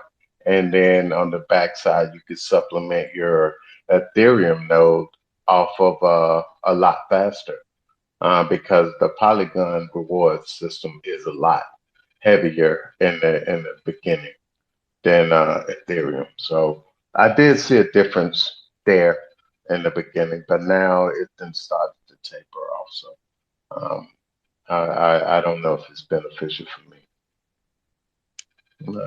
That's it. Got it. Thank you for y'all's input on that. Because, yeah, I've just been like crunching it. And then sometimes I just like the conversation between people of seeing different people's outlook on it. What do you got first, Chris? Yeah, I was gonna say like another thing too that someone made a good point of is the exaggeration of like what it could be, for like life changing. Like it could be life changing depending on everyone's individual income and what they have currently to invest in. So like people that have saved up or been trading, could put a lot in so they could do that full time, and then someone said they have a really good job that they do and they do that, as a secondary. That's like what I do, and eventually, hopefully, one day it can lead to that. But I think a lot of people like come out there and are so worried about the price action because they're relying on that because maybe they did quit their job or they got the wrong impression that it could be life changing money or you don't have to work anymore. And people usually take things and over exaggerate them or undervalue them. It usually goes in those directions. There's not like a medium to it. So, I mean, I think that's probably why sometimes some people worry so about price and put negative things on there because they relied on that solely to thrive.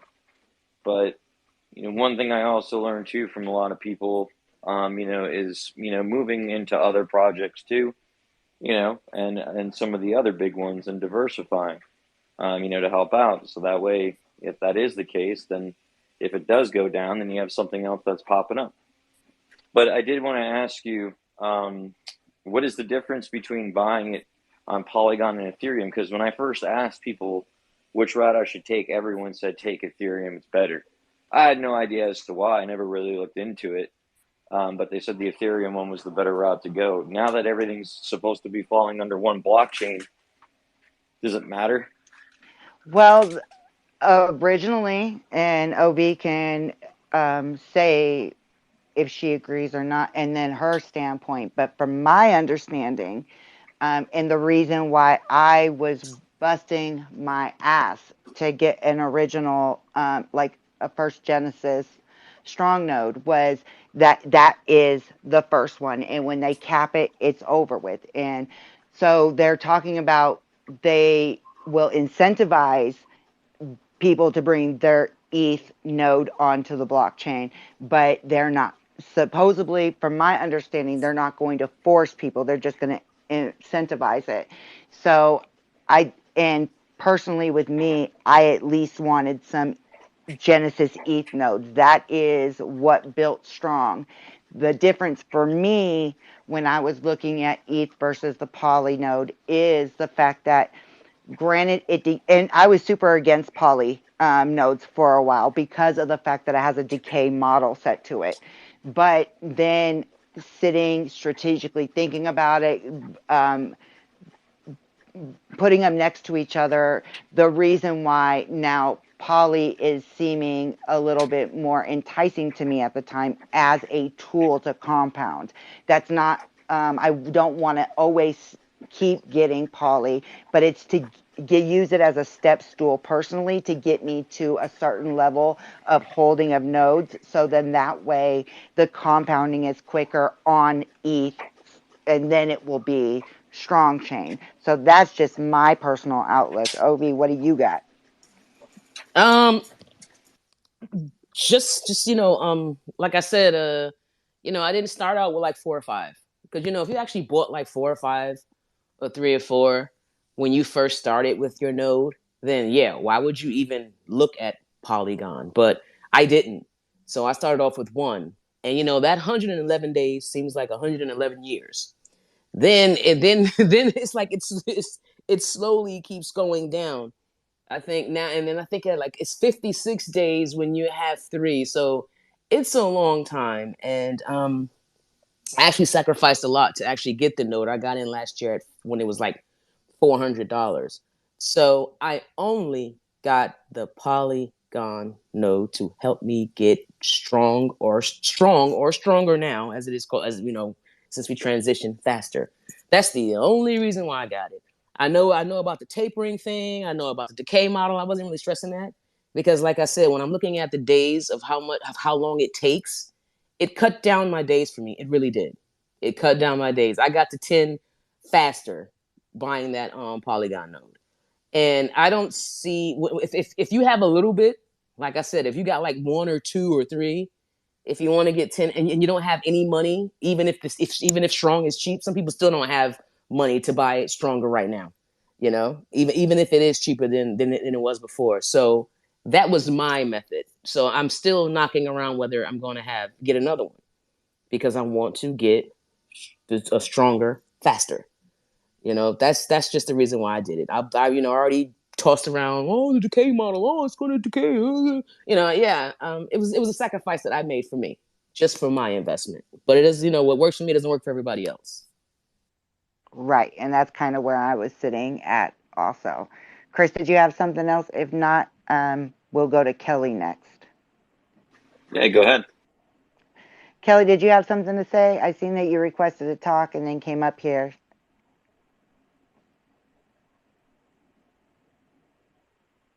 Maybe not. And if you are trying to talk, there's the mic button on the bottom left-hand corner that you hit to unmute your mic. And while we're seeing that, and man, so I know I've been talking on and off, and some of y'all invested in Polar. I was just saying what I was doing for fun because I got into Polar when it launched. And all I said, well, let me get this node, and I need it to last 30 days. I thought for sure Polar was going to disappear off the face of the earth shortly after. I've won a node on a giveaway. I've added more nodes. And while all nodes are going down in price and struggling with price action and stuff like that, I'm not necessarily always looking at price. Polar surprised the shit out of me, personally, y'all, because Polar went parabolic for the small amount that it was per Polar. The way it has grown has been insane, and now I've sold some of it today, have it to the side.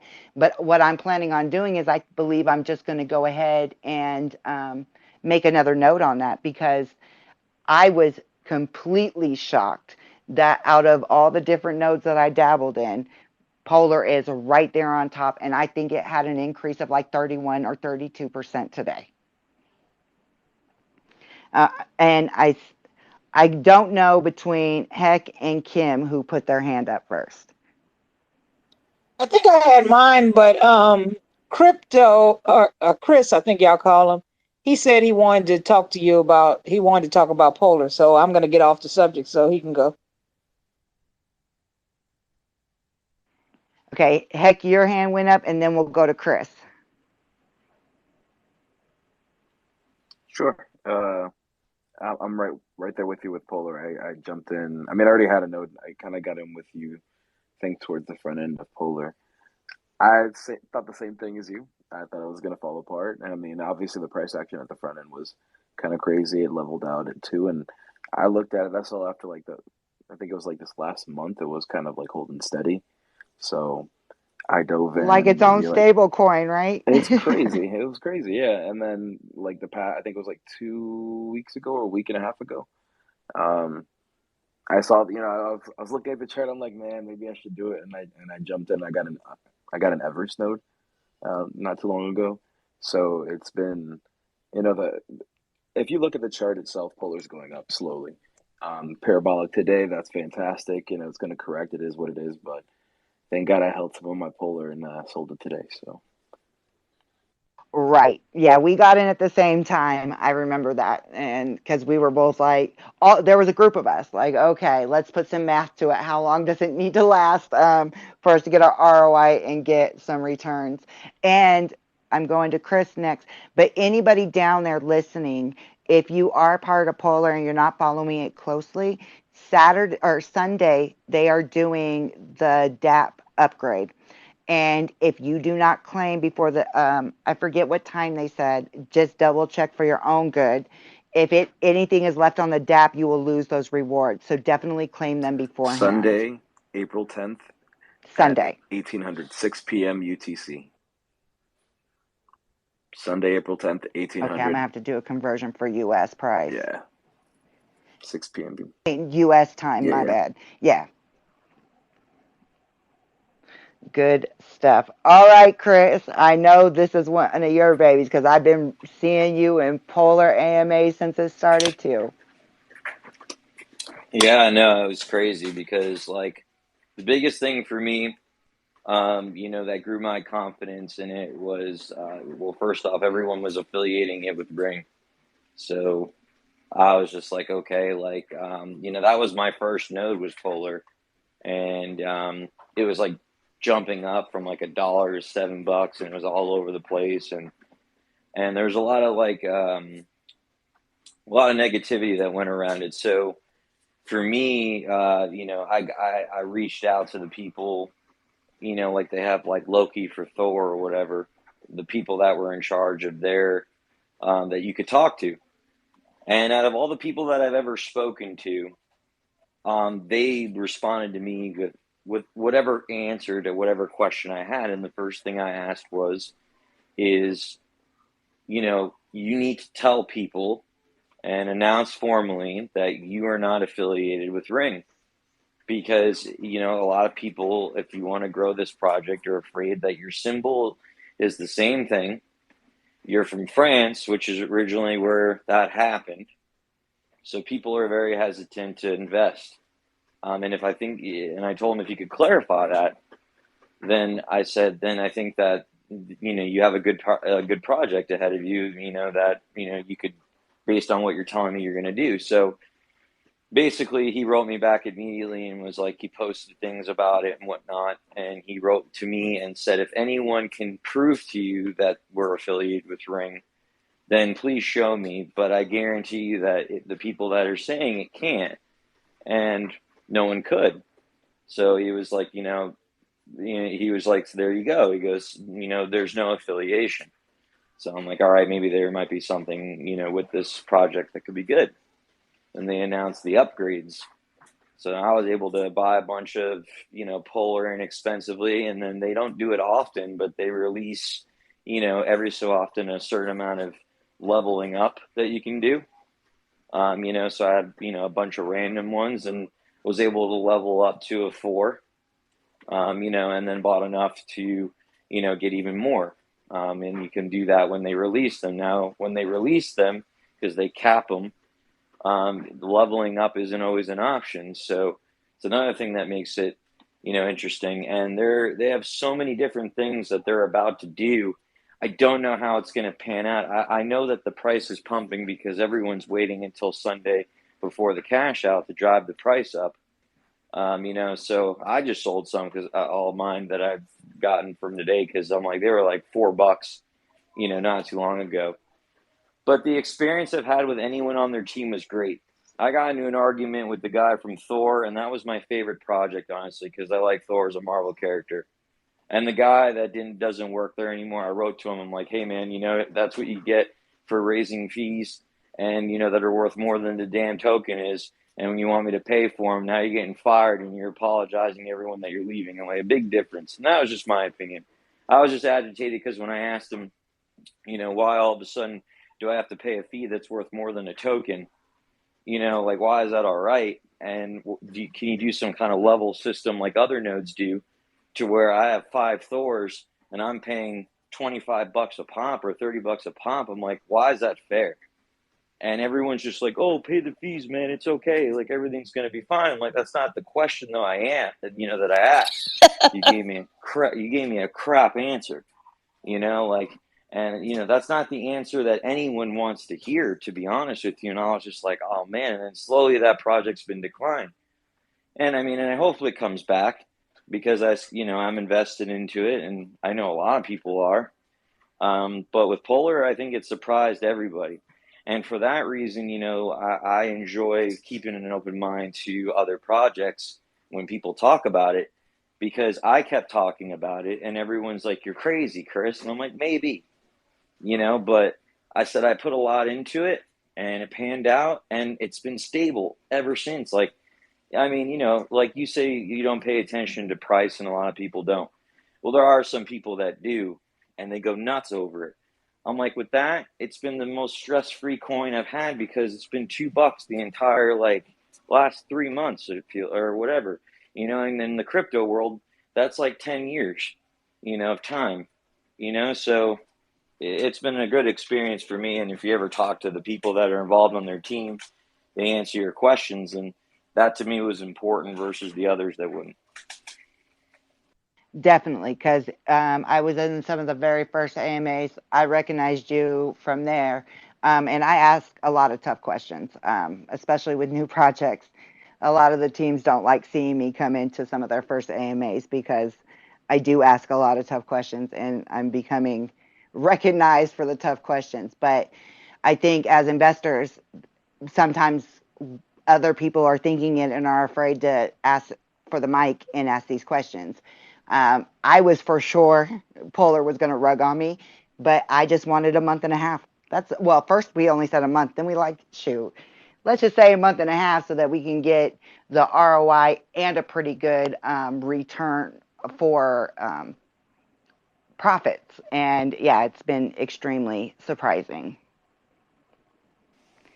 Yeah, and they got a lot of stuff that they're going to be doing, like crazy stuff. I'm curious to see, if it destroys it, if it helps it. I mean, there's going to be nodes that are different colors, like emerald, gold, silver. I don't know what that means yet. You got a tier 6. They're raising the cost without cutting the rewards of the nodes. And I don't know if you paid attention to some of the sneak peeks. If you would have blown up the pictures on the very top, there was, and it was in a color that wasn't quite popping, but it said bonding and staking. I do not know if this is really going to be on there, but some of the sneak peeks of the new DApp that was on the top of staking and bonding. Yeah, and those were even on the first. Those were ones that were on the actual first, and you had it. That was on the first thing when the little snowballs were dropping from the, in the background. Like bonding and staking were 2 options that were on there that were always in the works. So like they've been talking about that forever. And then they got NFTs involved, so they're going to do staking and bonding. They're also going to do incentives for holding your Polar as well. Like you get more benefits from it. So like I said, when it gets complicated like that, like, I mean, I'm sure it'll unravel. But then, now it's going to become a strategic project where holding could be a good thing, and that might help with price, and reduce sell pressure. But I think with them, they make themselves exclusive, and people like things that they can't get. Now, Fire did that recently, and everyone started freaking out, and the price shot right up to like $300. Polar's been doing that the entire time, but once they fill up, like they wait a month or so and they say, hey, we released 200 Evers or whatever, and then they sell out on those, and then there's none left, and people are like, oh, we want more. So it kind of it really, I guess, is getting the attention of people that like, hey, like they control the circulation of it, and it's not mass produced, and they hear about how everyone's happy with the the rewards they're getting, and how much it's sustained itself, and it hasn't fluctuated like crazy. Like we didn't go from like $700-800 down to 50 or 80. It's been the same all the way through. That hopefully, that regardless of whatever they do, I hope that with all the projects of what they do, that they all find a system that works and makes everything fully sustainable, so that the projects all are doing similar things, and then there is sustainable income, for God knows how many years, if not for a very long time. Yeah, I hear that all the way. I do. Kim, and then Mission. Okay, so I don't know what rock I've been under, but I didn't realize that, or I didn't know that Ethereum miners no longer, what is it? They don't get paid anymore, or something. But I didn't really understand it, and I don't know when it started. And if anybody knows what I'm talking about, I'd love to hear it. It's something about whatever it is that they don't, I've noticed that I never get failed transactions anymore. I used to get failed transactions and be pissed because, you know, it may be a $70 transaction fee and it fails and you lose that $70. But I haven't gotten failed transactions for a long time. And then it was only maybe a couple of days ago, somebody said, well, Ethereum miners they don't get, I don't even know, but what does anybody know what I'm talking about? You know, something that's changed with the miners. Well, as somebody who used to mine Ethereum, once they merge with 2.0, it's not going to be really a need for miners anymore, Ethereum miners. That's basically what's being said. So actually, when I got into mining years ago, we kind of knew that it was going to be over, and it wasn't going to be proof of work forever. So I don't know if that's what you're talking about. You know, Well, that's how yeah. that's also why you know, a lot of these GPU cards have dropped in price because, you know, it's not a need for them anymore because Ethereum miners are actually switching over to other things. Like I know a lot of Ethereum miners who are now doing Chia mining and all these other mining. I know a few Ethereum miners who have switched over to Dogecoin mining. You know, just looking for other avenues because I don't know when 2.0 is going to roll out. They've been threatening it for a long time, but when it does, like I said, it's not going to be a need for them. So, yeah. Well, from what the person was saying, then they were saying they were saying that they don't. There are no Ethereum miners anymore. Because I was so shocked, and I said, well, then no wonder I don't get any failed transactions anymore. Because, you know, I used to be holding my breath. Like, you know, is this going to go through? I mean, I wasn't telling it to charge me at a lower price, but for whatever reason, you know, it would go and then all of a sudden say failed transaction, but I haven't had that. I mean, I didn't really notice it, but I mean, does anybody else notice that you don't get many failed transactions? I don't get any Well, see, I anymore. don't use Ethereum that much, but from when I was reading and watching what was going on between proof of stake versus proof of work, it was being said that Ethereum miners weren't going to be a thing when they switched to Ethereum 2.0, like OV was saying. And that's why another reason why I held on to ETC, because the conversation was while the miners won't be mining Ethereum anymore, the only way that they would be able to still be mining within the Ethereum ecosystem would be going back to ETC. Well, they're still changing and formulating what they're saying about E2.0, what it's rolling out to be, when it's going to be. So I think there's still some question in there also, but I think that that's kind of what you're talking about. But E2.0 has not officially rolled out and been put into play fully yet. Okay.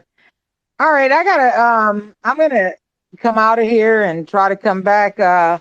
I didn't used to have this problem. I don't think people are having the problem I have. I mean, I'm listening to you guys and I'm listening. It's like low, real low. Kim, do you have a headset on? Or you Nope, got it on speaker? on Okay. speaker.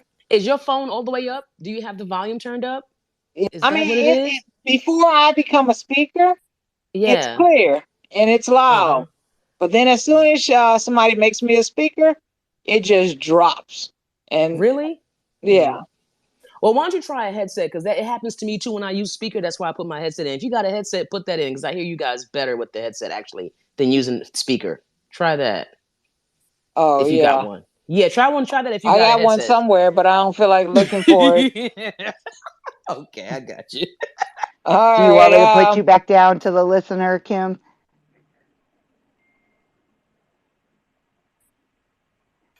Okay, Kim, I'm going to put you back down to the listener, and then the next person with their hand up was Mission. Yeah, I just want to chime in on Polar. I think Polar is an awesome project. I kind of love what they're doing over there. I got into Polar kind of early as well, and it's panned out to be a solid project. At first, it was a little iffy to me. I was like, I just hope they don't rug. I got my RI back, and it's been good ever since. So I just been continuing to purchase nodes. They also got the lucky boxes dropping, and I do like the concept on how they're implementing the gaming concept along with it. All of their drops are kind of like blind boxes, so no one could just specifically buy up one box. Like if it's a rare or ultra rare or something like that, and just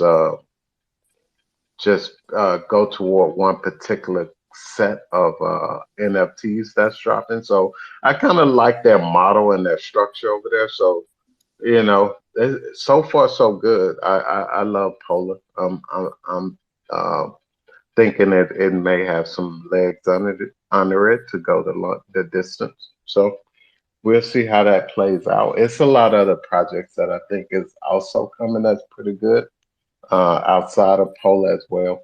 But I'll let someone else speak, and then if the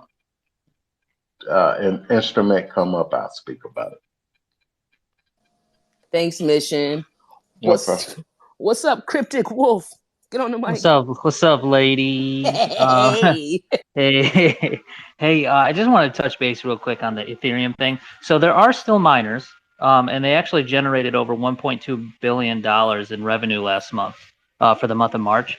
But there is a thing coming, because obviously we've been waiting for proof of stake, because they're trying to move away from all this, the mining and stuff because of the electricity. So it's called the merge, as it's being quoted by, which will replace basically miners, with proof of people staking, and that way it'll be minted and that stuff. So just want to touch on that, and then yeah, Polar tonight. I was watching the charts, um, and what a beautiful thing to see it finally break out of its shell. I think it might be anticipation of V3, which Sunday, to be a realistic person, um, I like the pump. But anytime there's a new contract that's rolled out, it's kind of weary sometimes, for any project, really. And adjusting. But we'll see what happens. I saw us. We got rejected off around the $4 mark. It was like 390 something, and then we bounced quite down. We broke a couple levels of support there, and then we just held the 348 range. So we'll see what happens here. But I'm pretty excited about it. I mean, shit, even if that shit dropped down to 88 cents, I'd still be happy. So now we're holding at what? I haven't looked since we've been on here. So we're at what, 348 now? Yeah, we're at 340, 348 right now, even, which is just below one of my lines, but then I have another line right just below it. So um, I draw a ton of lines now. But yeah, I'm waiting to see what happens. Because this thing's been going sideways for a while, right? For a couple months, just Right. It's been stable. its own stable coin. Yeah, and it was due for a good breakout, and then obviously a lot of people, including myself, I just posted about it finally, but more so other people have just been kind of posting about it, and I know people have been eyeing it. So a little bit of FOMO, I would say, tonight as well, as soon as it reached that $3 barrier. And then it just kind of shot up, and you could see all the euphoria in the market from Polar holders. Everybody was just posting Polar, Polar, Polar. So I knew that was an indicator that we were probably going to pull back real quick, which we did. But yeah, Polar's been a shock to me, like I posted. I mean, it's surprisingly good. So I'm happy. It is. And I was, man, me, Bowser down there, and a few other people that are also listening. We all were in a group chat like, what should we do? Should we give this a shot? And it was so low to say, why not give it a shot? And honestly, during the season we were in during the time, I was expecting a rug at some point, and then it just kept going and going. Then they updated and it kept going. I was like, oh, okay. let me watch you, Polar. And then I've won a node, and I've added more to it. And yeah, I'm shocked. I have all my return on investment plus, and so I'm really happy with it. I'm interested in seeing what the new update's going to be with the loot boxes, like Mission brought up. It's kind of an exciting project because they never stayed stagnant and they've always kept communication. Yeah, and what does anybody? I feel like it was. I don't know. I feel like I had a conversation today with somebody because I didn't actually look into it yet. But correct me if I'm wrong, please. Is it 5,000 what the new Everest are moving up to, or is it 2,000?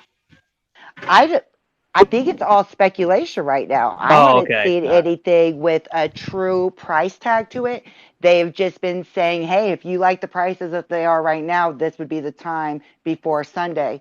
I have not seen anything up there. I did see there are the amounts of polars posted for the loot boxes and what options that you could open up in those loot boxes, like the different nodes and stuff like that. And those are, some of them are quite expensive Okay. with a couple thousand. Like I think one of them's 1,800 polar.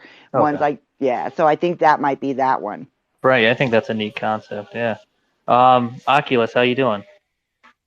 Well, I'm chilling like a villain over here in the corner, just listening to y'all talk about these frosty nose and shit. I don't. That's what's up. I That's what's don't. up, girl. I Oh don't. my god. I don't have any frosty nodes. Yeah. so, No. I so mean. so I'm over here listening to you guys. I'm like, damn. Yeah. But no, Right. I'm not. I'm yeah. It's they're still actually reasonable. I think for the one for 55 polar right now, Right. that's 195. That's a two Right. hundred. That's a $200 gamble. But yeah, I see it pumped a little bit. So Yeah. I wouldn't dare get in right now, just Yeah. because I'm gonna wait if I would get in. Yeah. I'd wait But until yeah, after Sunday, to be honest. what happens on Sunday with The Polar? V3 contract rolls out, so they initiate all those NFTs and stuff. Um, and then a bunch of their, I think the UI gets upgraded, I believe too. I might be wrong. Oh, Yes, the Um, okay. whole UI and everything. yeah, so there's going to be a lot of upgrades come Sunday. But I'm always weary whenever there's a contract upgrade, because it can go either one or two ways. It's either shits the bed or it goes up. So, Oh, okay. but Yeah, we'll see. but I'm real glad for my little group buddies here, Timeless and Bowser and Cap, because we have our little private chats and stuff, and they were going node crazy, and I was like, you know what? After this Nobellum and these Magia and these Katana and football nodes and soldier We nodes, won't I was talk like, about Katana. okay, it's okay. I'm sorry. PTSD, PTSD. I do. That Yeah, was my first rug. I was like, nah, man. I was like, but I was like, when Thomas got in, I was a little shocked. I was like, whoa, okay, she's taking a little bit of a gamble here. But when Cap and Heck got in, they like these Degen plays, and I was like, nah. But I'm happy you guys are got your ROI back and making some passive income. That's what's up. Yeah, that was a definitely a step out on faith type thing because at that point I was not really big on degen moves. I was more conservative with the types of ways I invested because I'm not heavily. I wasn't making a lot of passive income at the time. I was building bags. I had my original bags from a few years ago and was kind of just stuck on coins. Then I understand passive income in other aspects. So then when that started raising its head and learning about strong and everything, that was I did step out on the katana thing and I could have sold those stupid coins before I made a node for like an $800 profit, which I didn't do. And then I felt like I was rugged like 3 times in a row by them. And then they were like, oh, yeah, by the way, now you don't get no node. I'm like, yeah, you know what? You can kiss my ass. So, yeah, me and yeah, I committed suicide on my own blade with their blade. So then Same, same. yeah, Caputo or whatever the hell. And so I was just like, and then I stepped back from that and I was watching Heck and Cap and I was just like, yeah. And they had some good ones, they've had some bad ones. And I was like, you know what? Now I'm kind of getting into this shadowy place where I can take a little bit more of a risk. And I took the risk on Polar, and I'm glad that is one of the risks I took. Some of the other ones I looked at with them, and I was just like, oh, that's a little too risky for my blood. But that one was affordable to get into, to test it out, test the waters. And then that kind of developed a little degen spirit in me here and there. I'm still a little bit more conservative than our little group. But I definitely step out because I know how to read white papers. I test the waters of the community. And like I was saying earlier, teams really don't like it when I come into AMAs because I ask really tough questions because I understand white papers and I understand when you're trying to blow fluff. Every time they see it in, they're like, "Oh, Yes. damn." You already know. You already see how I do it. So like, Definitely. but yeah. Yeah. um, let me see. Double QZ came on the mic, Omar came on the mic, and Cap came on the mic. Let's go to WQZ, hear what she has to say. And Chris, I'm going to come to you. I see your hand up, but don't put it down, okay? Because so I can remember to come to you. And Kim, we're going to put you on the mic. But go ahead, WQZ. Hey everyone, how y'all doing tonight? Hey, Double Hey. QZ. How y'all doing? Yeah, I got into Polar on February the 15th. I remember talking to you, Timeless, about it. And the price was pumping, so you said don't get in it yet. So when the price came back down, I got in. I did bought the 55 at $3.18, like at 9 o'clock at that night. And so I have like 37 right now, and I bought an additional 36 when the price went down. So I got like 70 something now. So I'm waiting for. I still got to get my ROI out on for the 55 to come back. But my goal is to get, I guess, go up one level. But I'm excited about Polar been staying stable as well. And that's pretty much what I had to say. Yes, just keep an eye on if you what you're trying to do is upgrade the tier. You have to keep a very close. If you're not just trying to buy it outright and you're trying to level it up, you have to keep a really close eye on all their socials and everything like that because they only announce it and they go by really, really fast. They sure do. I've seen a couple of announcements. Someone posted in Discord said that leveling up wasn't profitable for them. So right now they just have to buy.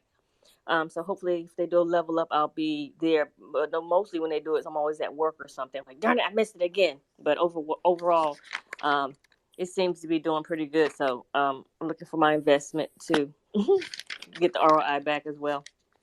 Yeah, I think personally for me, because it's done so well, I want to see what happens on Sunday, kind of like what Wolf was saying, because we just did, this was pretty parabolic for Polar in itself today. I think it ended up going up like 32 something percent, which we have not seen that in this project. So I'm going to wait till the UI gets updated and they do all of that. And I do have a little to the side to invest into it because I'm positive by quite a bit in that project. And so personally for me, and not financial advice for anybody else down there, but I am saying what I'm doing is I'm probably going to get more into Polar because it is a smaller price point to get in. They've done really well. The communication has stayed pretty good, and they listen to the community. So yeah, it just keep an eye out on that. I have not been able to upgrade them because they go like crazy when they upgrade. So I held off. I had actually what I had pulled out not too long ago was all profits by quite a bit, and that was what I was putting to the side for the neighbor project. Gotcha. Yeah, because I was thinking about because since I guess Thor is on AVAX as well, maybe I was gonna think about selling my Thor, and then just putting that money into Polar as well. Yes, and I just heard that I was shocked. Cap told me. And I don't know if you know, you probably do because you're in the project, but there's a 35% claim tax on that thing right now. So make sure it's worth it for what you're trying to claim would be my suggestion, You knowing mean the that they have, Thor? yeah. No, that's Oh, okay. Project Well, X. I have some on the Oh, was side it right Project now. X? Okay. I have some on the side that I could sell without having to claim the 5 that I have in there too. But yeah, I'll be mindful of that too. Indeed. Thank you. No You problem. UOT. UOT. Screw them, trash, burning trash. What's the I matter? You don't trust them? I don't Come trust on, them, and just like I've QOT. been super open that Jeez. I do not trust them, and I do not trust Assure DeFi, I think they are both drops in the same bucket to me. Got you. So timeless. Yeah, she sides with me. Definitely, Wolf. When I first heard you talking about that, I was like, oh man, somebody is speaking to my spirit right now because everybody was so, oh, U of T. And while it sounded great in the beginning, because I was on board in the beginning with how they made it sound, but as that whole thing had progressed, and then when you brought up, I hadn't even paid attention that their Twitter had never even posted. I was like, let me look in this a little bit more. And then they got cited to the side. Same with Assure DeFi. In the very beginning, I was like, oh, I think Assure DeFi might be a good thing for this space. Yeah, they're trash too, in my opinion. Since this is being recorded, they are trash to me too.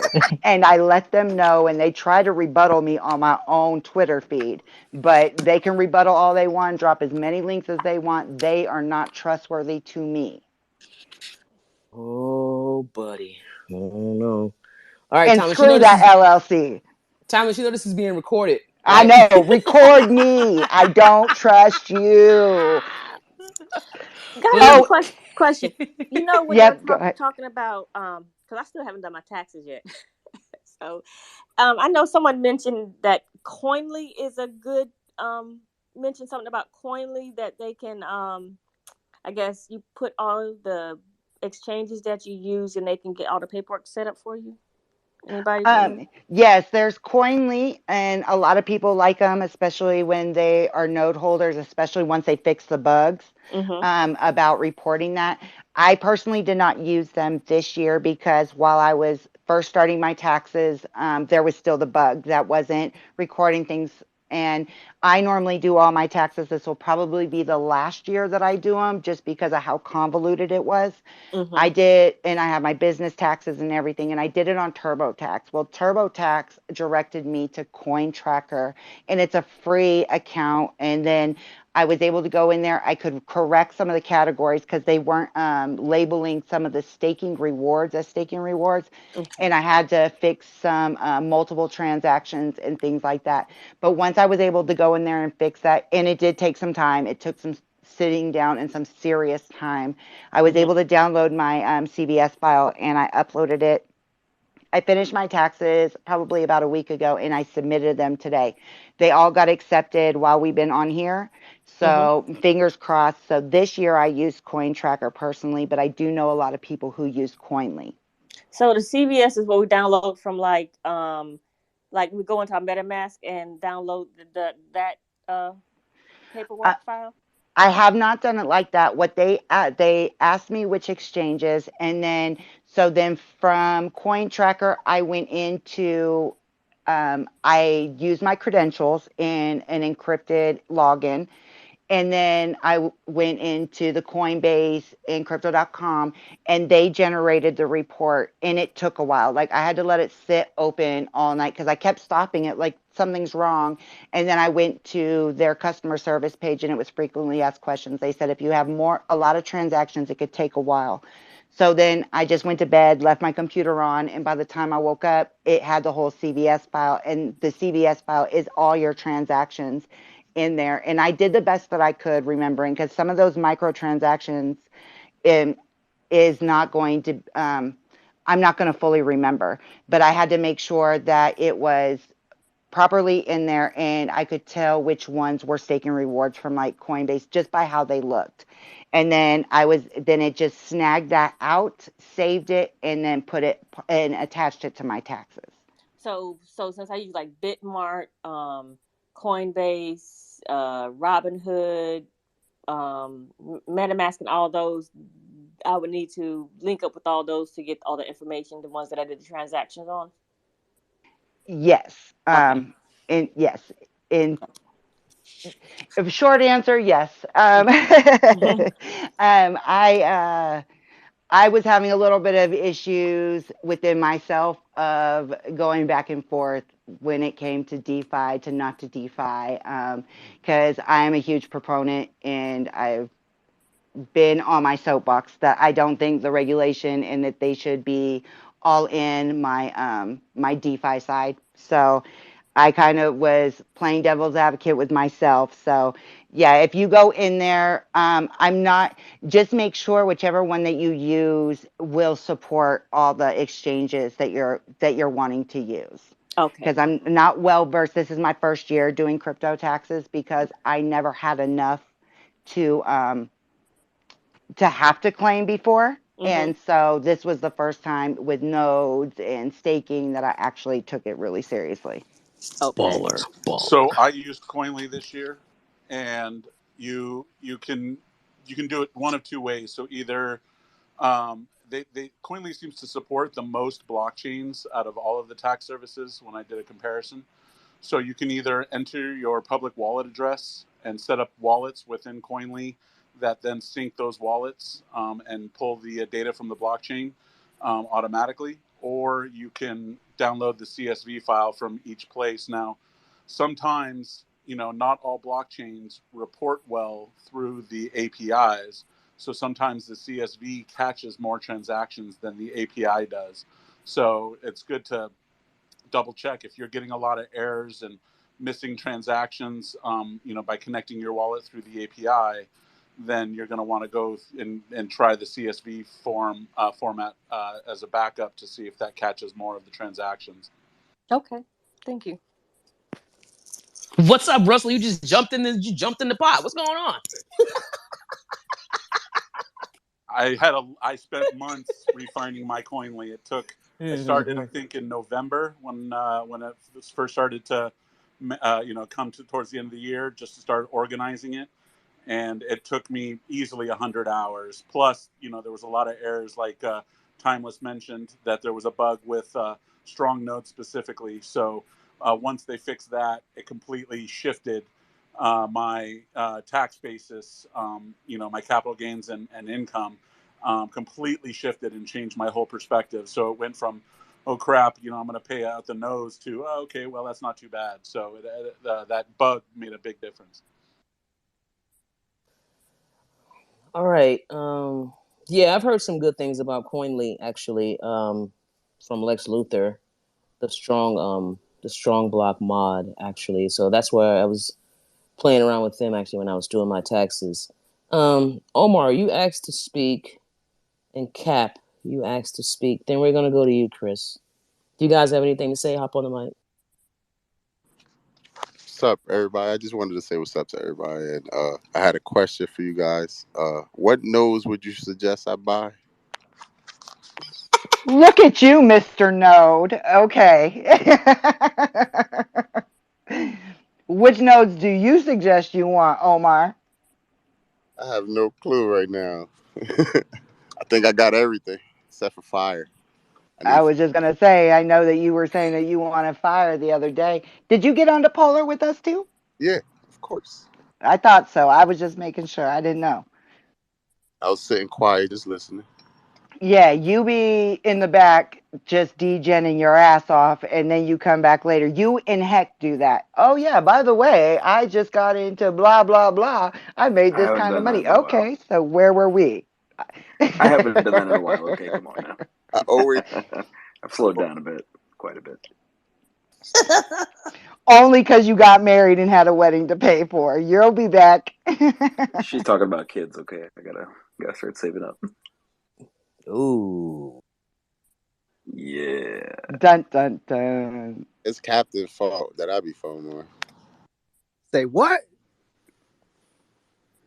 I was gonna go back on the Polar, the new 6 tier thing. From looking at the picture on there, to me, with the blur, I know it's blurred out. It looks like to me it's gonna be a 3000, but I don't know if my eyes are just playing with me. But I mean, what is that? The 5th tier is 1200 Polar. So I mean, I guess it kind of makes sense if they're gonna do it a 3K. But to me, that's just what it looks like. But I mean, it is blurred out. Yeah, it's blurred out. I'm curious what it's going to be. I'm super excited. But I also know because once it starts bringing in more people, I know the price of each of those node tiers are going to go up too. Oh yeah, yep, So they said a sixth tier, like past Everest, is that what you're talking about? yeah, yep. If you go in their Yep, it's Discord coming. announcements, they got a picture up there that just shows the 6th tier coming, but it's all blurred Mm, out, like the stats, mm. the cost, and all that. I wonder the ROI, because the ROI on Everest alone already is like technically under 30 days if you don't include, I think, the ROI tax. So it's kind of it's kind of crazy to hear that they're Right. gonna try and do another one that's even faster. So And also, I was going to ask: is anybody in here is looking to get into that Chronos node project? That's going to be hopefully launching end of this month, but still to be determined or to be announced. maybe. Maybe. I like that they're doing their it's called Crow Swap. They got their decks they're working on. They're doing their Noti Whale utility NFTs. They're doing all this before launch, all getting audited and all that. So I like that they're taking their time and not rushing it. But again, it's another node project. So hopefully it does something like what Polar's doing, I want to be stay cautious. sustainable. It's that's a lot of stuff that they're doing all on the front end. So Oh, I see know. what It's happens. But it's a you know, I'm gonna throw in a couple dollars. So couple dollars, yeah. I'm a when it's fill up, I got the whitelist spot that I won, so we'll see what happens. And then Fiscus DAO, I don't know if anybody's getting in on that. I know a few of us got in on the NFT pre-sale. You know I did. Yeah, I That did as has well. been of like course a you did. forever thing. I like it. What we every not we because I decided not to. But it's been since what October. Yeah, October, November-ish last year. It's been a It's been long a time. hot minute. It's been a hot minute. They've been talking about coming out. I forgot about them. I spent the money I had aside for them. They've been taking so damn long. I just said, you know what? Later, Fiscus. I'm out. I can't play with you guys. We're coming out. Then like 7 months later, here they go again. It's like, what are you? It's like a pimple. I'm Well, good on that. When you that first the first time they're about to come out, that was when all the DAOs are falling apart. So that I understood. I think a lot of people when they first said we're not ready to come out yet, but I was like, great, hold off because I put a good amount of money in, but I don't know. I'm ready for them to launch, so they better not lose investor confidence. I got you. Hey, Chris, you've had your I, Chris. quick, Wait. We get to Chris. He's had his hand up for years. Let me quick question. just Quick go question. ahead. Go ahead. Question. Go ahead. Go ahead. Go ahead. Go ahead. Go ahead. Go ahead. Anybody getting that pulse? Oh man, I sacrificed for the pulse and pulse X, and they paid me back a nice amount of pulse X. It was nice. No, I did not do mm, that one. I don't know where I was. I think I seen you guys talking about it, but I left that one alone. I think. Okay, I was just asking. Yeah, I sacrificed some Ethereum and stuff. Yeah, I think I sacrificed like $250. They gave me like $4,000. Couldn't believe it. What? wait. Yeah, Wait. Wait. What? What? What? yeah, Hold on. What? yeah. Couldn't believe it. I was like, I seen it this morning because one of the people was like, check your sacrifice, and I checked it, and I'm like, what the? Shit's at 4,200. You pulled that out, right? Nah, I'm gonna let that shit stack. So basically, supposedly this shit that's like the bottom price. So I'm gonna let that shit ride. You I already think you should at least try to take a little sliver out. Make sure you can pull out. Don't get greedy. you know how we do. We are greedy. FOMO. But nah, I'm gonna let it sit. I got a good feeling. Richard Hart, that man know what he talking about. I see a lot of people don't like Hex, but I made money off of Hex. Still making money, and yeah, he did the sacrifice thing with the pulse. Is supposed to, I don't know, it's with Ethereum. I ain't even care. Y'all know I don't care. I just do shit. Everybody who know me know I don't even care. I just FOMO into shit, and and it paid off on this one. Look into Pulse X. I'm telling you, something different. It's supposed to be Post X, lower yeah. fee.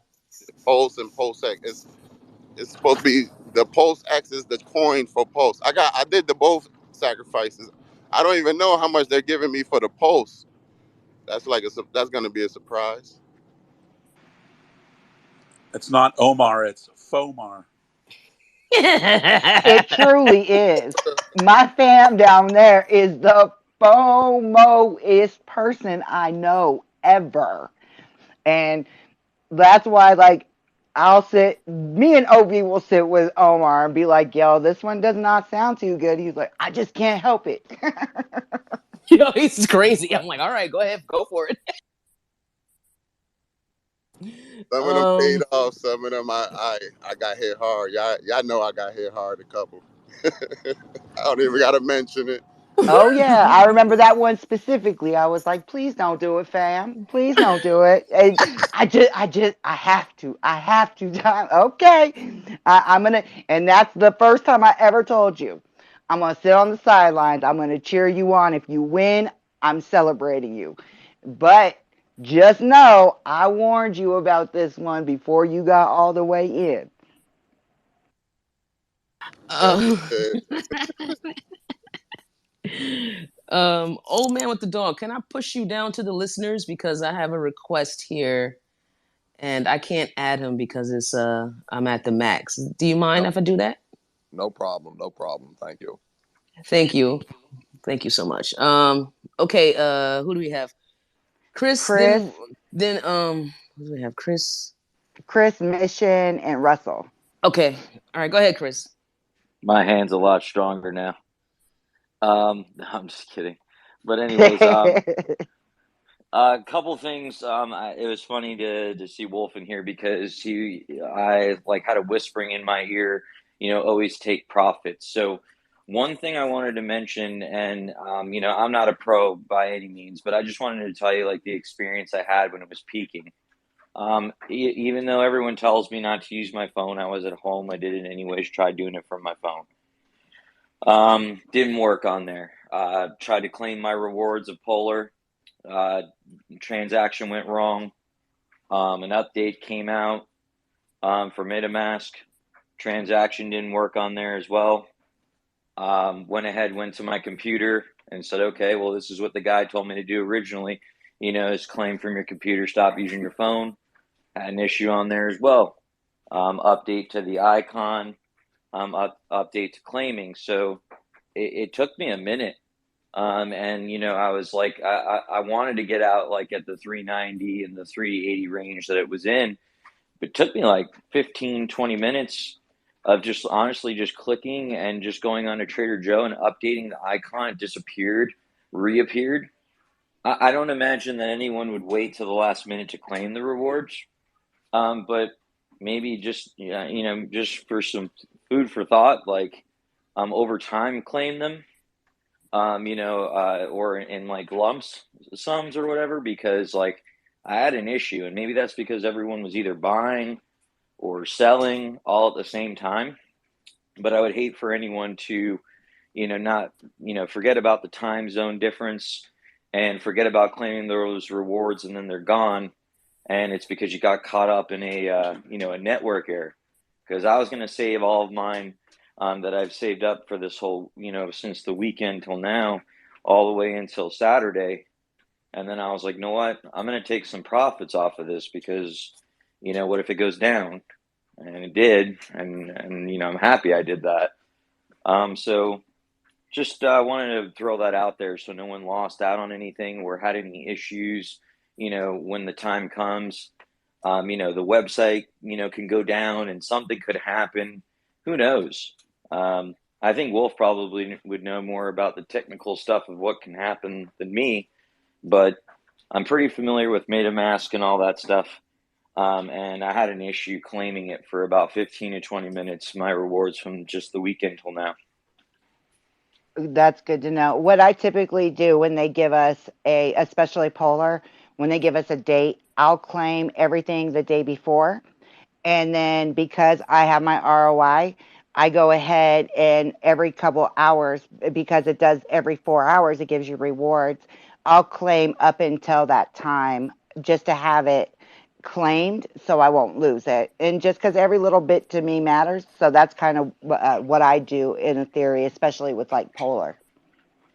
Awesome. Yeah, I just wanted to mention that, in case, God forbid, something crazy like that does happen. And then I wanted to see if anyone had any insight as to, I hadn't had time to research because I work, but Universe pulled 100% plus gains today.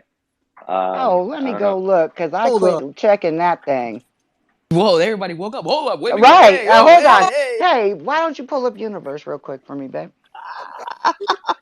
Gotta check that out.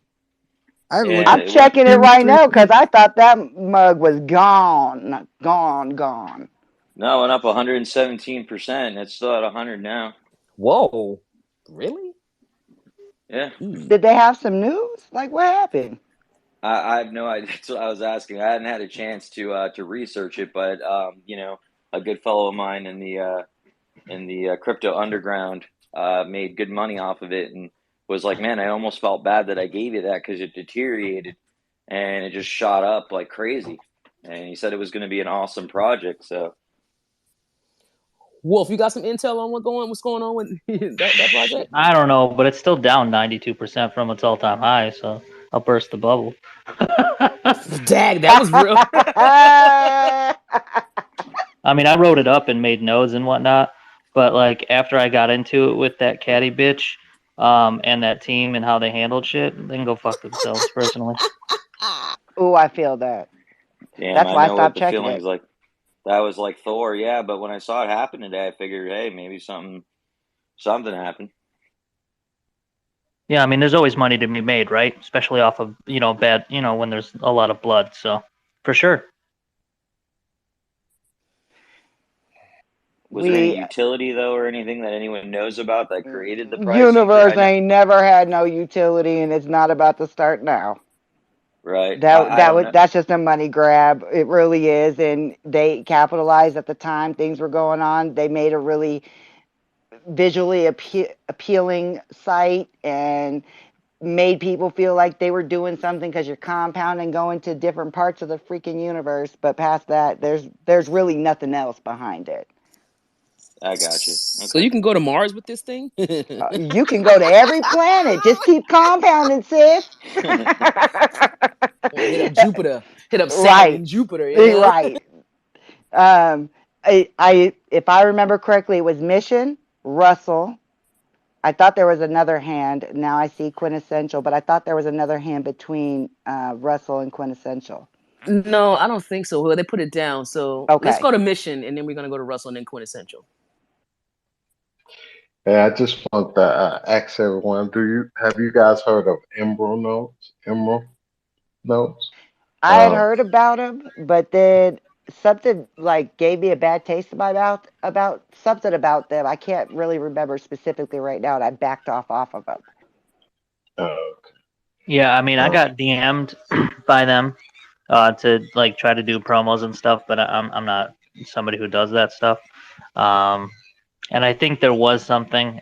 Just give me 1 second to look it up, and I'll talk again in a second here to find that for you. okay. Um, that was one I was looking to get into. I just backed off. I did look into it.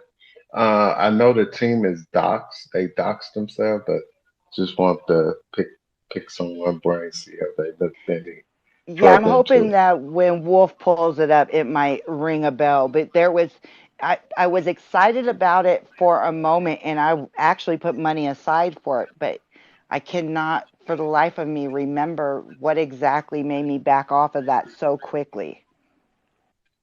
It was because they're KYC through Assure. Oh, that's Uh, exactly what it was, right But there. Damn, that's but you need to cold. realize, you guys got to realize something, and I've preached this multiple times.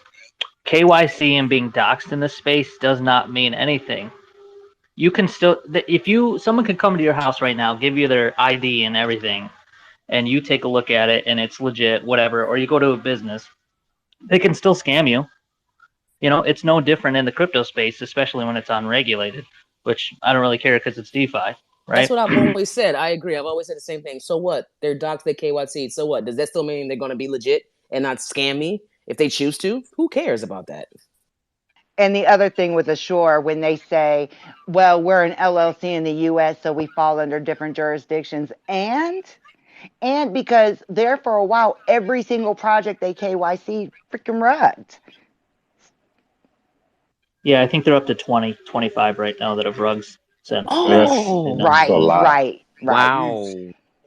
Yes, a lot. And And well, only like 2 or 3 of them have they came back and said, okay, we did the analysis behind it, we've tracked the money, now fill out this form and we'll go to the authorities. Okay, they only started doing that when people really started getting in their ass. And I really have an issue, especially when they have friendships behind undoxed teams and they're having lunch and dinner and picnics and shit together. Okay, They're not even well, doxxed. They're not even doxxed themselves. right, right. And that was my biggest thing is like, quit playing with us. A lot of us have one thing I might not have, and a lot of other things I do have common sense, and I do got street smarts. And I'm looking at you with the side eye. Nah, you have no standing with me whatsoever. And they really try to rebuttal on their post when I said, okay, so now the real question is, and I really got into them, and then they just kept dropping, oh well, look, we're trying to do this, and now we're doing this, and this is how. I'm like, and I just didn't respond. They weren't worth my time in responding with how they responded to me. It's like you didn't fully answer the question and you want to hold people accountable. How about holding yourselves accountable? You don't. So you don't like Assure, do you? Timeless. You don't really. No, no. And they sleep real good at night while they just pushing. Oh, that's what I told them. I said, so why don't we quit just pushing KYC? Oh, just believe we spend a lot of time. We're not just pushing it through. Man, whatever. Every day you have like 10 things you've KYC'd. Shut up. Okay. I don't like them. But Mission, go ahead. You got your mic on. Go ahead, hon. yeah, yeah. And another project that I recently got into, it's like a NFT type of project called The Neighbors. I don't know if any of you heard of it. Uh, it looks promising, but they just came out, so I got in on the pre-sale. So that's one I just want to throw out there if anyone was interested in looking into it. um, you tagged me in it, and I was super interested. I took profits from Polar, put it to the side, and was right there. And within like 30 minutes of the pre-sale, I actually backed off, only because I was looking at the listing price of the token was going to be $50, which was fine. That was sounded really good. But when I did all the math together, it was at that time it was going to be like almost 200 days to ROI. Well, I backed off. Well, it's not that anymore. So I really wish I would have jumped in there and did it because I like that they stopped being able to have people swing trade on it. Mhm. But yeah, I missed the boat on that one. Yeah. I was also messaged by them as well. Um, but just another one with Assure, just FYI. Yeah, I knew that they had the Assure, but they the way that they had it strategically put out and then the NFTs for the furniture, I really, really liked. And now I know I could, now that the price went up on the token and stuff, now I'm seeing that I could have ROI'd in a little less than 2 months, I believe. But yeah, I was really weary about it just because I didn't want it to take that long, especially since so much of it was speculative, even though they had an amazingly written white paper that what I felt personally. Yeah, I love the idea of it, but I held off also. You know, I try not to FOMO into everything that sounds good. You know, I don't want Omar rub off on me, but Hey, I'm with Omar. I foam on everything. If it looks good, I throw a little bit. If I can get my ROI back before they rug or whatever, I'm good. And I've been rugged a few times, a lot of times, but for the most part, I at least get my ROI back on some of these projects. Some of them I scared. I think for me, I'll be able to allow myself into more of these projects as I build my nodes and my passive income hits to a certain level. Um, I stopped buying everything till I got my first strong node because I was like, you know what, all this money I'm spreading out into different smaller node projects that aren't really giving me that much passive income, like $2-3 a day. Like, what is that? So I put myself on restriction until I got my first strong node, and now I started playing around again, and now I'm looking like, hold on. I really, for me personally, I just want to compound as much as I can, get a really good passive income stream going and some solid ones, and then I will be in the playground with you gentlemen. Yeah, you know what? That's exactly what I'm doing too. I'm not going to be using cash to get into these projects. So, when I build my nose up, oh yes, I'm playing around and stuff like that. But I will FOMO into all these things too, Mission and Omar. Trust me, I'm just being funny. But yeah, I don't. FOMO isn't a terrible thing to me with certain projects. Russell, what's up? So outside the nodes as a service side of things, I want to talk about a project that just put out that they're offering their founders nodes. So Unmarshall, their token is Marsh. I've been following them for a long time. They're on their tokens are on Ethereum and the Binance Smart Chain, and they're a cross chain. They're on like I want to say 10 different chain NFT indexer. So, been following for a long time. Their value's been all over the place, but they just put out that they're offering founders nodes. It's about 25,000 Marsh to stake in order to get one of their founders nodes, and it's 75% APY. And then you also get inquiry rewards as well when people are using your node to process inquiries.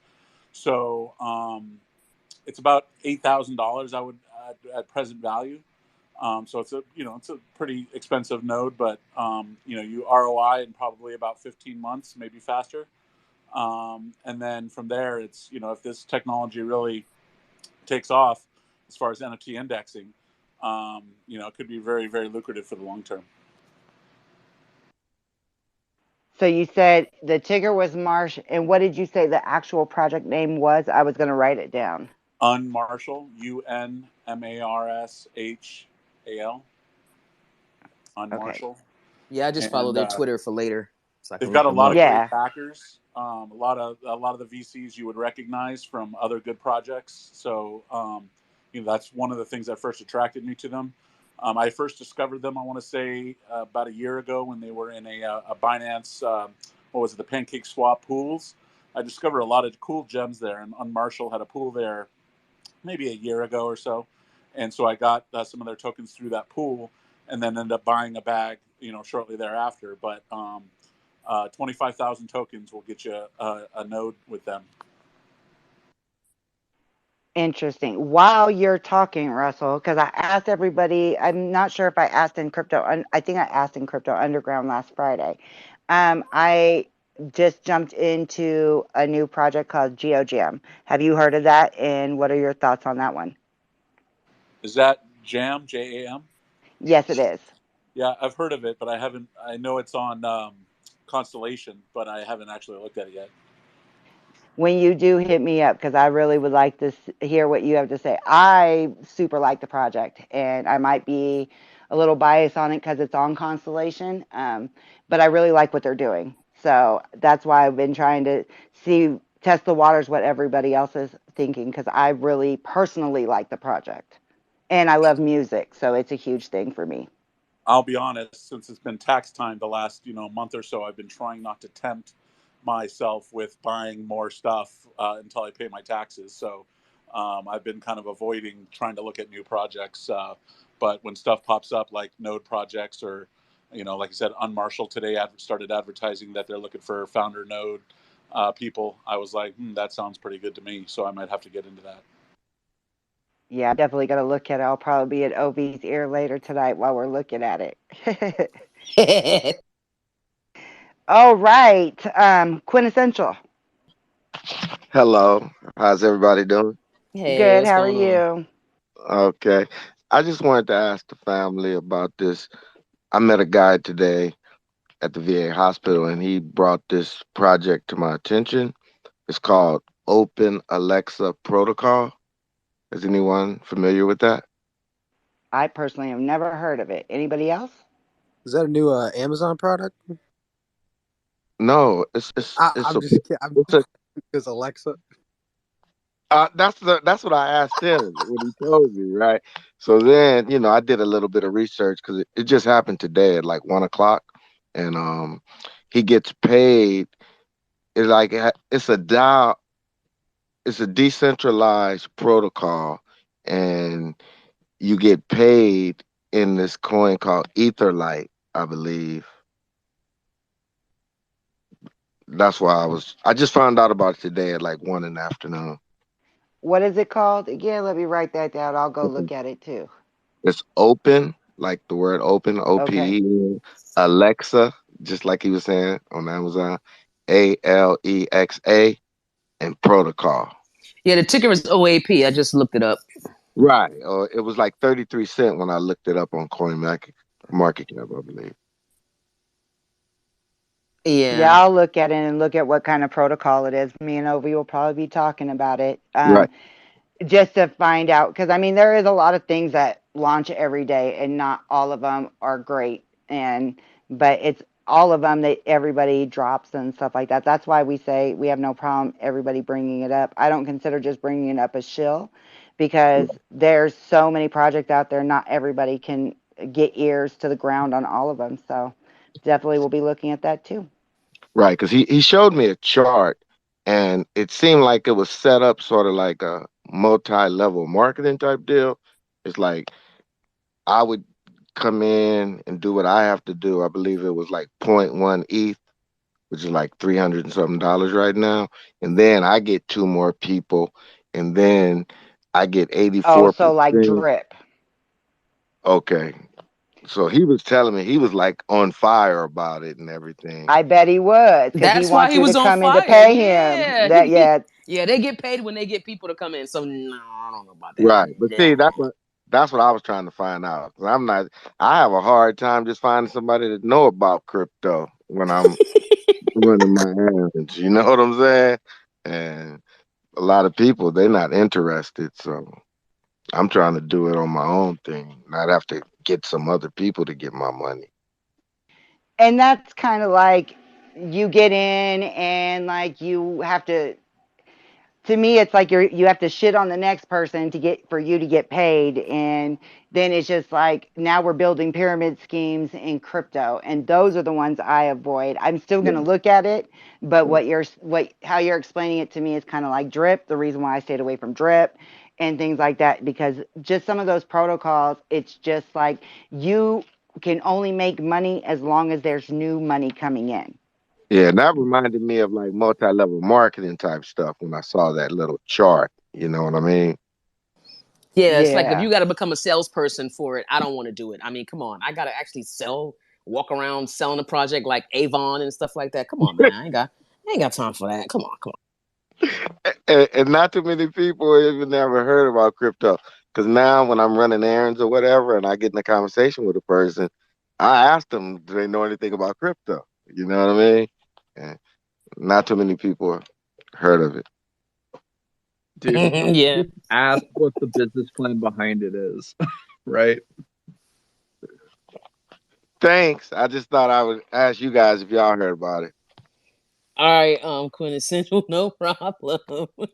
No problem. And I still will look, and I'll let you know. You all know I'll be real honest how I feel. So I'll look at it, but Thanks, I can man. already tell right now that it's probably a no go for me. Thanks. Wiz, you actually got on the mic a while ago. You got something to say? Let me come to you. Actually, I think that was an accident. Well, hey, Wiz. What's up, Wiz? Hey, Hey, All right. I live in a 420 friendly state, so I blame it on that. Oh, he's sitting up there blazing, pressing buttons.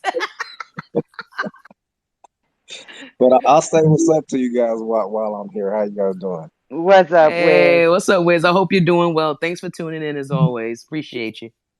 I'm loving the show. I just like to kick back and watch basketball and listen in to everyone. And Yeah, that's cool. I see a lot of people like to do that, and we appreciate that. I know you guys are just like doing whatever you're doing and just listening to the conversation. We appreciate that. I'm getting all the game on the nodes and everything too. So I like that too. I'm like Timeless. I got in on strong like what a month and a half ago. So I'm soaking up all the game right now, just compounding away. That's the way to do it. Yeah. I haven't been in very long, but I was studying strong because I had the opportunity to get in it last year, and the husband had all the money to the side, and he said, "Babe, let's do it." And I said, "Oh." So, and we were in a position in our life where that was very iffy. And I was like, well, what if something bad happens and we lose that because you forfeit those 10 strong? So I talked it out of us out of it, and I want to wake up and slap myself almost every single day, but I'm making up for it now. Right. Oh man, you told me about that last year. I know you was really upset with your Sick wow, with man. Oh my it. god. Oh no. Who just came up on the mic? Eugene. Eugene. What's up, Eugene? You got something to say? What's going on? No, I just like to interject myself into conversations about all the things leading up to the metaverse and continue to be a resource for the community. Oh, metaverse guy. Okay, gotcha. We got plenty of them in our NFT folks in here. Well, I've been doing this for 8 years now, which basically makes me the old person anytime I walk into one of these rooms.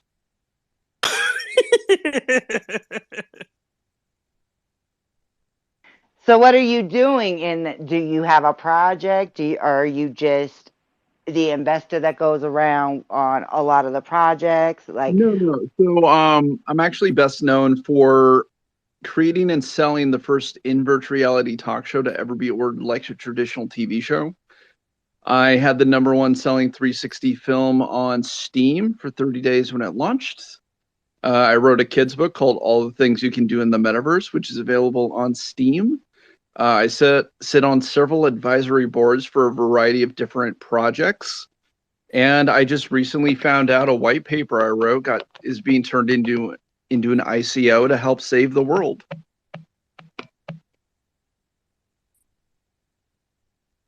interesting. Saving the world. How is it going to save the world? Because that's kind of my language. So I'm curious how that is. Reforestation, help fight climate change, basically. Oh, I'm all for that. Can you inbox me? We can talk a little bit more on the other side of it. Sure. Yeah, inbox me because that's definitely on my level of what I do. Because before I was crypto, I have a farm and trying to be self-sustainable. Now we're selling it and moving overseas because, yeah. But no, that's speaking my language. So I definitely want to talk to you offline.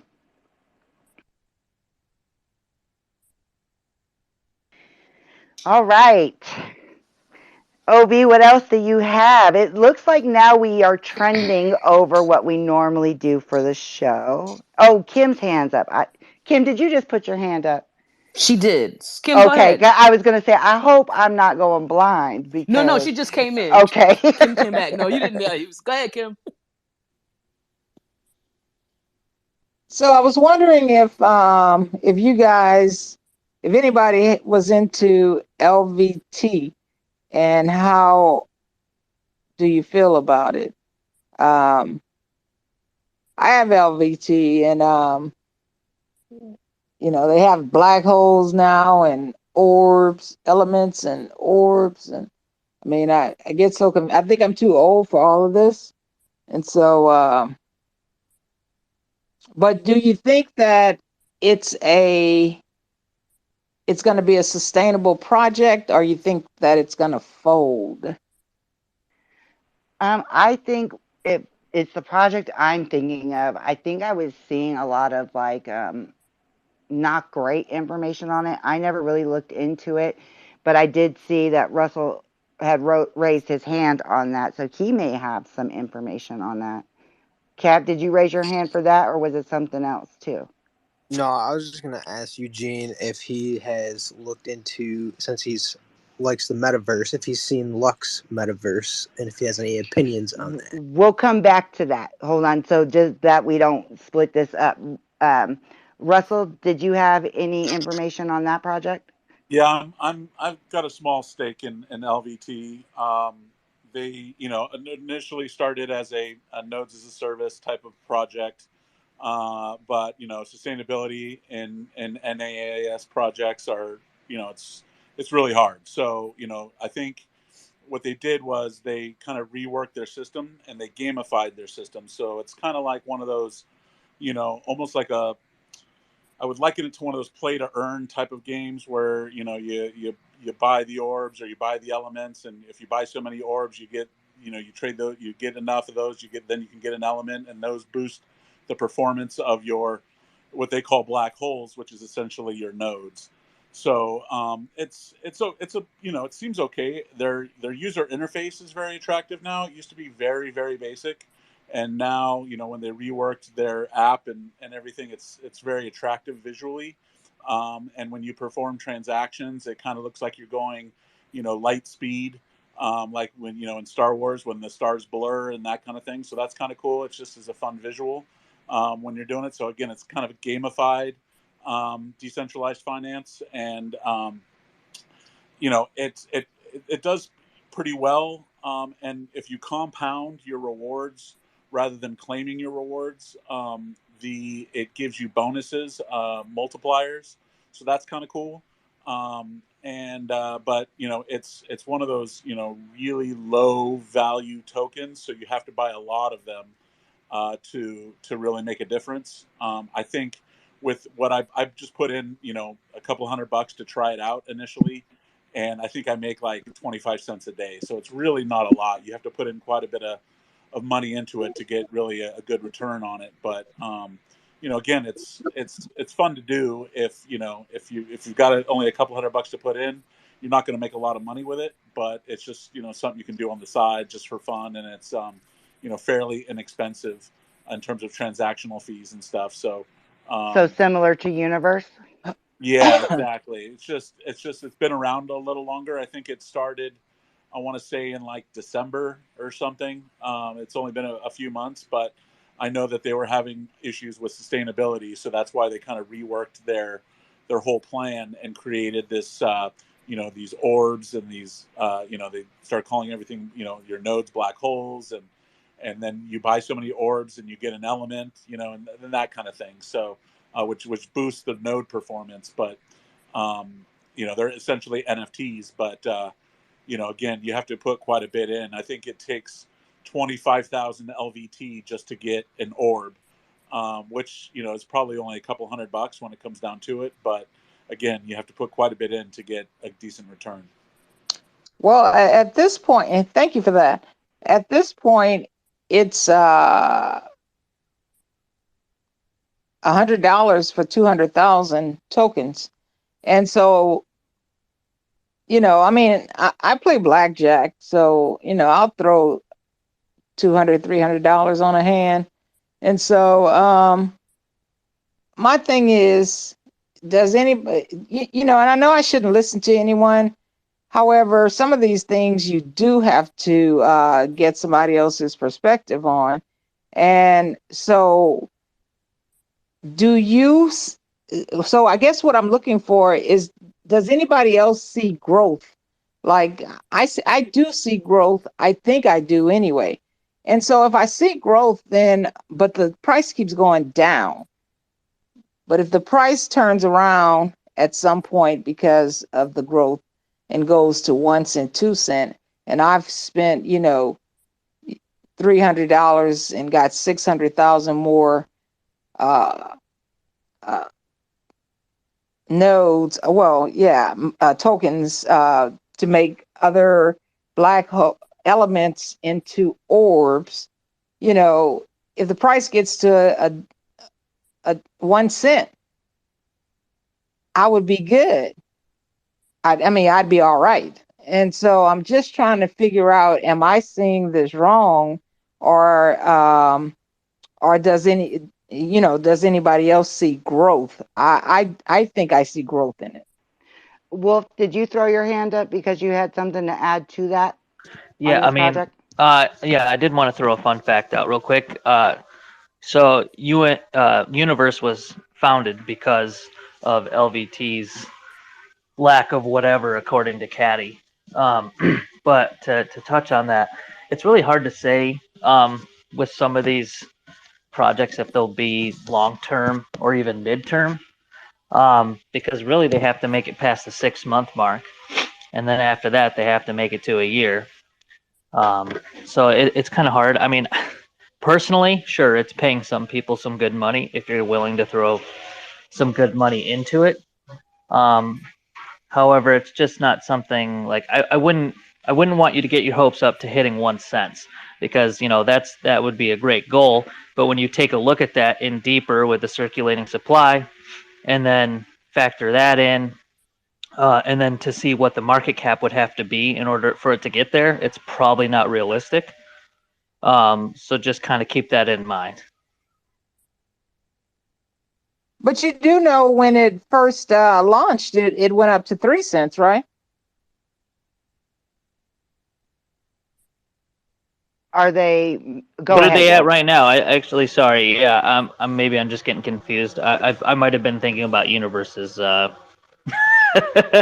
price chart there for a minute. My apologies.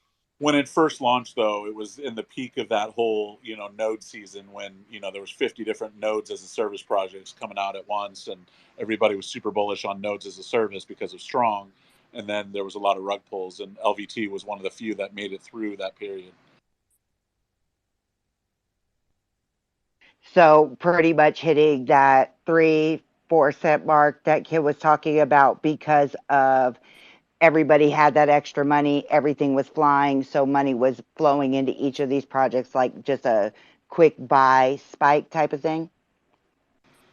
Yeah, I mean, there was a lot of hype around it for sure, but it was just there was it was the in the air of Ring and all those other projects that popped up, and everyone's like, "Oh my God, passive income everywhere! Let's get everything!" And so definitely LVT popped up, and then it really fizzled for a while, and that's why they had to kind of rework their system because the sustainability factor, having to pump out those rewards on a daily basis, and still be able to operate and grow. It's a difficult thing to do. So that's why they had to innovate. And the gamification aspect is very innovative.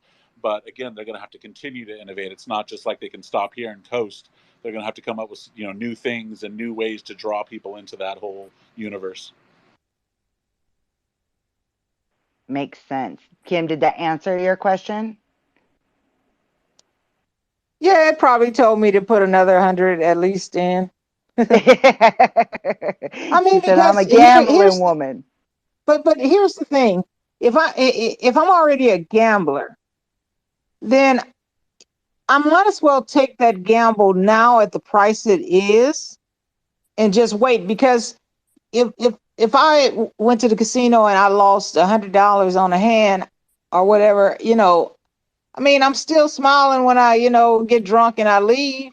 So I might as well do it here and take a chance that it goes up a little, and those 200,000 more coins gives me something. I mean, even if I just in time had to sell the NFT, the nodes. I think it's the orbs or the elements. One of those becomes NFTs or something. Yeah, the elements are NFTs, and you can see your elements on OpenSea. So I mean, I don't know if it's a Well, I bad guess, shot. I mean, what we have to do individually is assess our risk assessment of what we're willing to lose within each project, right? So if after your research and you're already invested, if you analyze your risk factor with each one of these projects, especially this one for you, and the risk outweighs the reward, well, not reward, but if your risk factor is allowing you the ability to play with that money, like you said, like going to the casino, so it might be great for you to want to gamble with when it might not be for somebody else. So if if it doesn't hurt you with what you're willing to risk, then Yeah, I think I got my answer. My answer is going to be to throw something else in because I'd hate to throw it in 6 months from now and it's moving. That I would just beat myself in the head like I do with a lot of projects, and I'm like, oh, why didn't I get in back then? Lord have mercy. Now I have to spend X amount to get in. oh no, I completely understand that.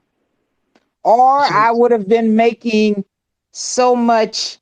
I got rugged with Ring, and I got rugged real good with Ring. They did a number on me, and so when VPND and LVT came out, I wasn't willing to put a lot in it because I didn't know whether it was going to rug or not.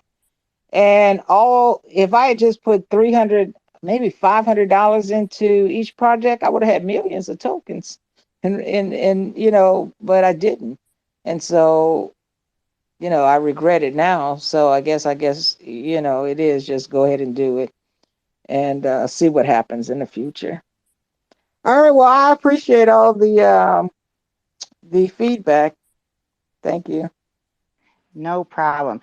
And I didn't mean to cut you off, Cap, but I knew Kim had that question and we were trying to answer that one. But go ahead, Cap, and ask your question to Eugene. oh no, no worries. I understand that. Yeah, I was just gonna ask him if he's heard or looked into the Lux metaverse at all. That's on Solana. So, it's is metaverse actually part of the name? I've only ever heard it as just straight Lux. You know, I'm not too entirely sure. I know they have their Twitter account as Lux VR Metaverse, but I think it's just Lux. Yeah, the metaverse is just like the entire internet in its third generation. Uh, so like metaverses aren't a thing ever. And it seems to be this like weird notion that you can go and create your own metaverse, and that's not the case ever. So from the looks of it, it's just an updated version of high fidelity in its concept. And so I still think it's really, really early to tell if it's going to be a winner. If I'm looking at VR experiences with real tokenomics put into it, I'd probably pay more attention to say like Rec Room or Horizon. Horizons is Facebook's version of Rec Room, and then Rec Room is by Gravity Labs out of Seattle, I believe. And their stuff is absolutely amazing. In fact, I just finished a project for an NFT group called Chronic Cats, where they're trying to bring education to low income areas by using access to those platforms.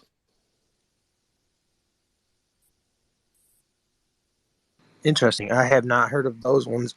Those ones yet. I kind of moved away from. Did he answer your question, Cap? Yeah, I guess. Yeah. I just want to know. I don't know if you looked into it or new thing. So, but it does. These metaverse ones, you never know which one's gonna make it. It's all still new. Can everybody hear me? We can hear you. Can you You can hear hear. us?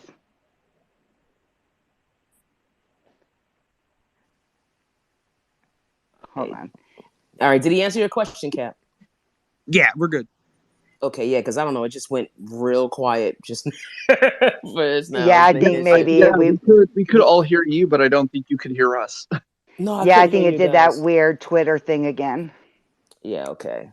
Um, somebody just came to speak. Osu Bucks, you asked to get on the mic. Do you have something to say? Yes, good evening, everybody. Um, Hello. Hey, I am 2 months new to crypto, and I really, really am enjoying your space and trying to keep my, ears open to everything that you guys are saying. I think I now got to the point where I've, purchased some crypto, learned as much as I can on YouTube about, the spot trading, and I think I'm ready to go into the DeFi now and kind of explore and look into nodes. And I'm really interested in also passive income and just really turning this into trying to just do it full time, starting all over. And this is it. I thought this would be a really good opportunity to of course make money and just really learn as much as I can in this area.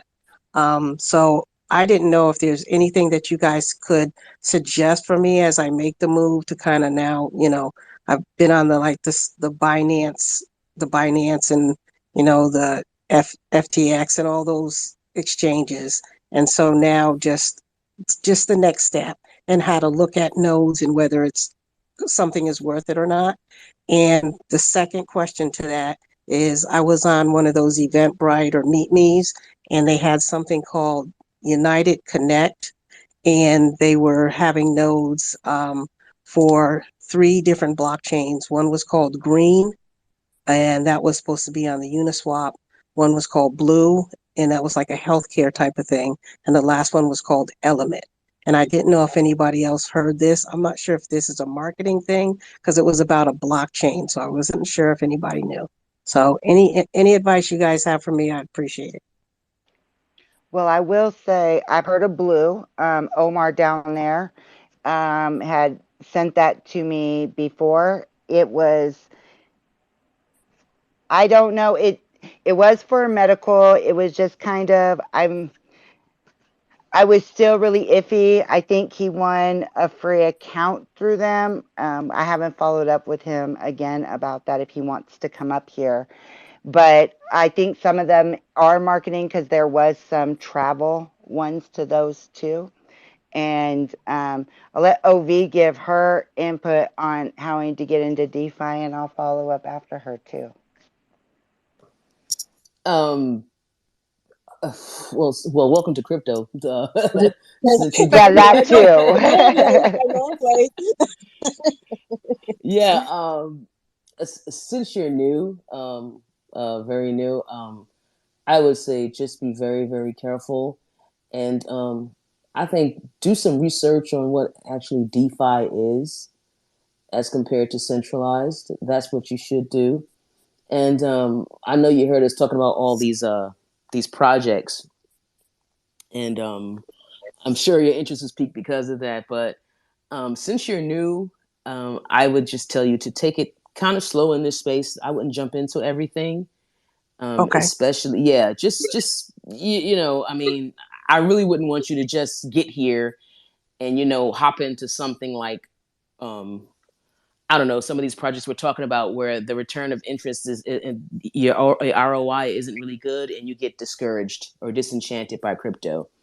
So that's my advice when it comes to getting into DeFi, because I've been doing crypto since 2017 and I didn't just hop into DeFi, myself. So, and this is talk coming from somebody with experience, because, when you start losing money, you start getting angry, and that kind of, can make you jaded. So when it comes to DeFi, that's what I'll say to it. Just do some research on it. I mean, get on YouTube, you know, ask what is DeFi? What is DeFi compared to centralized? How do I get into DeFi? What are the pros and cons of DeFi? I mean, just everything possible when it comes to DeFi, you should look up first before you just throw your money in. And that's just, my opinion. If anybody else got anything to add, you guys can jump in. Real quick. And going, oh, go ahead, Cap. I think it's a YouTube channel, Whiteboard Crypto or something. Yes, I actually listened to all. I've been on YouTube like nonstop, just trying to really do my research and I think I got a basic grasp of basic of decentralization, and so I have that, and so I felt confident enough to go on there. I went on DeFi Llama. I wasn't sure, like that's just kind of look around. And I said, well, let me come back out. I wanted to make sure I had my, you know, cold storage hardware and all that I needed to start off with. So have my MetaMask account set up, so forth. So I just wanted to make sure I was taking the appropriate steps first. Well, Let it me. sounds like you're doing well looking at security side. Before we go further astray from what OV was saying, I am completely 1,000 times what she was saying. The other things, some of the basics that I would definitely say is know, learn and know crypto terminology first and foremost. Okay. And then knowing that, going in and making it a habit, even if it's things that you don't invest in, reading the white paper from top to bottom and stopping yourself to take notes so that you truly understand and are comprehending what you're reading, and knowing what each of these protocols are, and what, in looking for a utility, what is the problem that they think that they're going to solve, and are they able to solve it? And you might not get yes in all of those, and that's okay. But I think getting your brain to start understanding and reading the white papers and formally going through it and not writing off of hype, I think is a huge thing in crypto, because in Twitter spaces and especially YouTube, and you said you're all on YouTube, and that is great. There's a lot of information there, but I would also tell you to be very wary of YouTube influencers with huge following, because they a lot of times are hype men too, to get you excited about something that they're excited about. Make sure it's something that you're wanting. When I first started investing, my biggest thing was I'm going to invest in my interest first, and those were like blue chips and stuff like that. Then I started gradually moving away from centralized, going to decentralized. Right. And I think that's how I started. I started with some of the blue chip crypto, and of course I knew I first started with Ethereum. I knew I was going to have to pay gas fees, and I bought some Solana, and what else? I have like some Polkadot. So just a couple of those, and just holding them for right now, and just kind of watching the markets as they go up and down. So I just been doing a lot of market. I haven't. I'm still not 100% on the technical analysis yet. So I'm still working on that side, but definitely reading the white papers is a great piece of advice that I haven't been doing as much, so I'm going to do that more. How do I know what node? I guess you guys have been talking about nodes a lot. How do you know what nodes, or what to look at when you're talking about the nodes? Oh, go ahead, Thomas. All I was going to say with nodes, most nodes in the node space right now are not real nodes. And to know that, and know, and when you're looking at it, being able to pick out, do they have a purpose? Are they doing what a node is supposed to do? Are they validating information on the blockchain? What are they doing? So 90, probably 98% of them are just a node, quote unquote, node project. They're a fake node. Go and look at the white paper. I think we all can be in agreement, who are all in nodes, that the number one node that's been around that was truly a node, and working to being a whole blockchain node, would be strong. And just read it, see what you like about it, see if you like it, because we all can give you our personal experiences of what passive income we've made, what we're trying to obtain, what our goals are. But our goals aren't going to be your goals. Our risk factors aren't going to be your risk factors. And vice versa. I'm not just saying you. So I think that is understanding what node as a service is, knowing when they say node, if it's just a way of them saying that we want to give you passive income, because there is a lot of times that there's not a true utility to it. And we are coming out of a season that these quote unquote node projects, a lot of them were rugging. And so that is a big thing that the information I can give you. And we are here every Wednesday also, and there's also another Twitter space of Crypto Underground on Fridays. And between both of ours, we have a lot of information. We have a lot of great people in both communities, and you have a lot of people around you if you come in here and ask questions that aren't afraid to give information also and answer questions. This is great. What time is your spaces start on Wednesdays and Fridays? Our space starts Wednesdays at 9 p.m. Eastern Time. Okay. OV, Crypto Underground starts at 6 Crypto p.m. Eastern. Underground starts at 7 p.m. Eastern my time. Okay. So last week they were on when I was getting off the train from work, and I was like, damn, so 7 p.m. Eastern. So yeah, that's when they start actually. But yeah, we're 9 p.m. Eastern. So there are two places where you can actually come and ask questions, and where people are actually knowledgeable and don't mind helping people who are new, because I actually get excited when I hear somebody new come into a Twitter space. It's good because um, I had a lot of questions when I started, but I didn't have a place like this in 2017. So it was learning on your own and losing a lot of money. So I think that if anybody is getting into crypto, you should utilize these spaces, because like I said, this wasn't around before. So actually, if you're just getting in, you're very fortunate, because you got people like us telling you what not to do and what you should do. So, and it seems like you actually been doing some pretty good research, which is pretty good to hear. I'm happy about that. You're already talking about gas fees, and you're talking about projects who don't have a lot of high gas fees. So it means that you've been doing your research, and kudos to you for that. Kudos to you. I, Definitely. And that's the one thing that stuck out in my mind too. You're talking about security, you're talking about hardware wallets, you're talking and I am, oh, yes, it makes me excited just like OB. And because to have people around that want to ask the questions and just not try to dive in and put all their life savings on the line is amazing.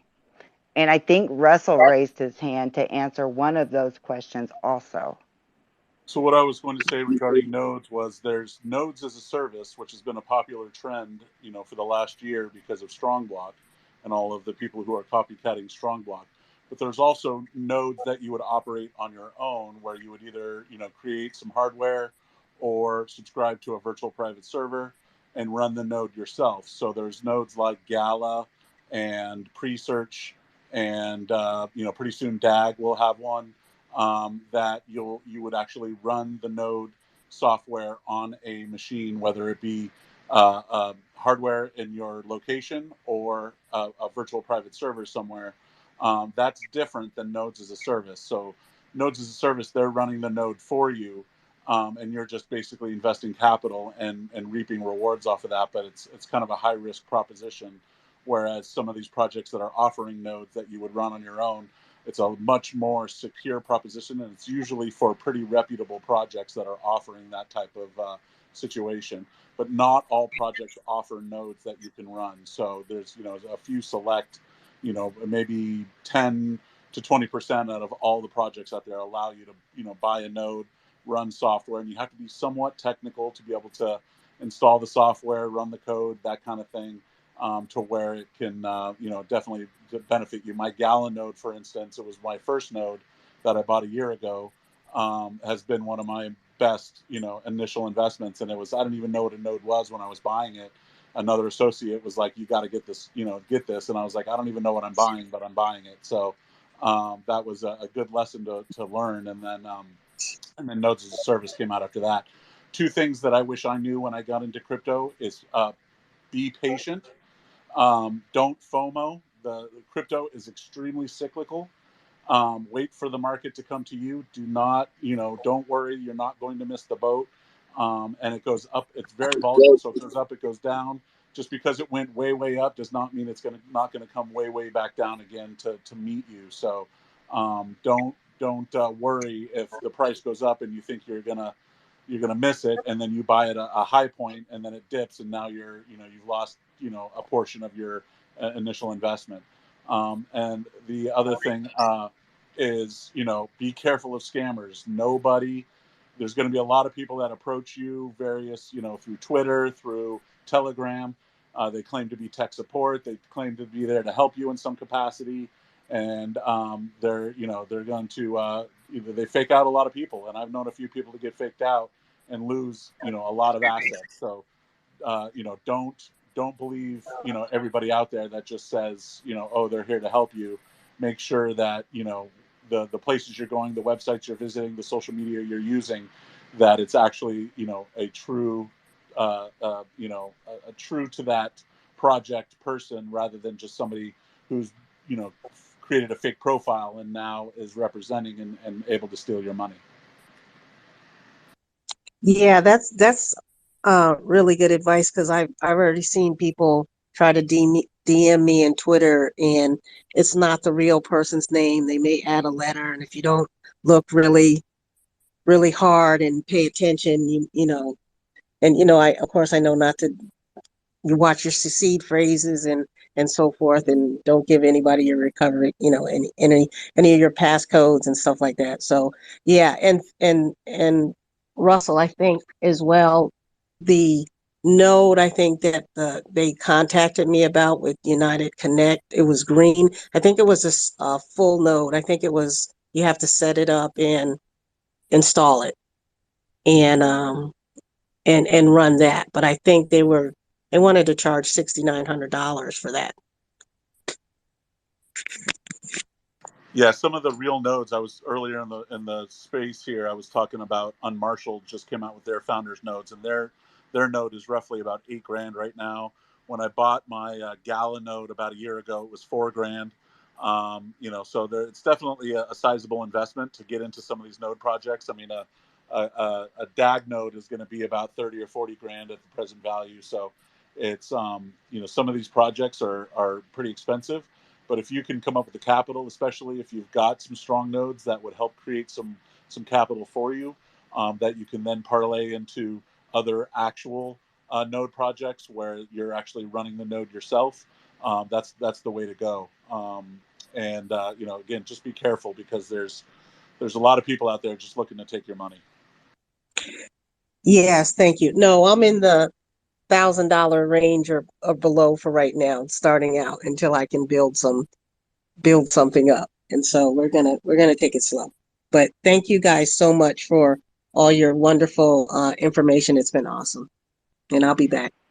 No problem. I'm going to send you a follow myself, and just keep an eye on us, and then come back, visit with us.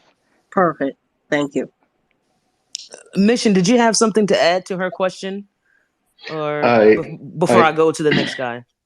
Yes, I just wanted to piggyback off of what Russell was telling her, relaying to her that to kind of watch out for 2FA is big in this space. Like I said, I was T-Mobile allowed someone to do a SIM swap on my phone a couple of years ago, and yeah, that was pretty devastating. They can't get anything because 2FA don't port over, but that's a big key to keep them off of whatever was they were trying to get in. The hacker actually called me, by the way, and threatened my life and all this stuff. But so security is like a big thing in this space when dealing with crypto. I just want to just relay that message. And also, if you want to really get into DeFi, just playing around, the crypto.com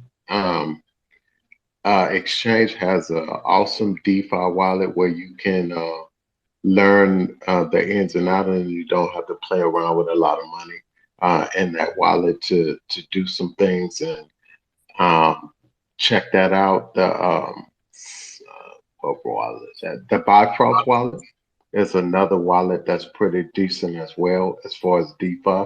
So that's just some of the things you can also look at too. Okay, and I heard you guys say don't trade on your phone. Is that not good? The phone for me is kind of not what I trade on. I like to trade on my actual laptop. Um, but you can trade on your phone, but I just choose not to.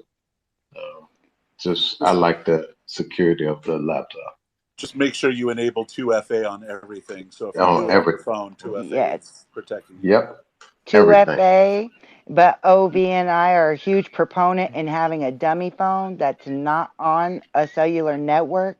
You can take out your SIM, so it's just the phone, and then you can hotspot it to your phone to get the internet when you're trying to go on the go. Like if I'm traveling overseas, that is what I do. I try not to do as much on my regular phone because we surf the web, we go to social media, we do all those things.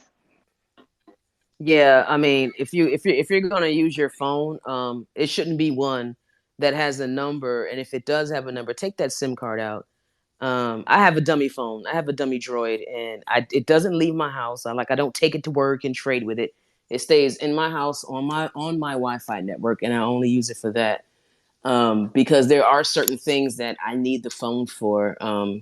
Especially when it comes to like using my Trust Wallet, because I use that a lot for everything. I don't use MetaMask at all. So the phone just makes it easier. But like I said, I don't take it out. It's not like in the street, and I'm not connecting to all these public Wi-Fi's to trade. I don't think that's safe or smart at all.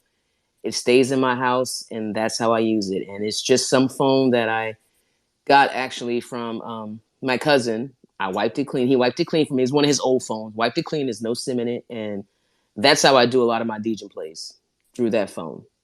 So I don't have any objections towards the phone. It's just how you use it and how you secure yourself. Because I wouldn't actually be trading on my phone, that has cellular service and out and about. I wouldn't do that. I don't trade on the go. I don't think that's safe. But hey, everybody's different. But that's just my personal opinion. Yeah, and I'm with you right there. And I only have my dummy phone that I take because, like I've been saying, I'm moving internationally. So if I'm out and on a travel day and something comes out, I don't have my laptop right there, but I also have an iPad that doesn't have cellular service. I put that on. I'll hotspot, and since we are leaving, I'm going to get me a hotspot, and my VPN will always be going.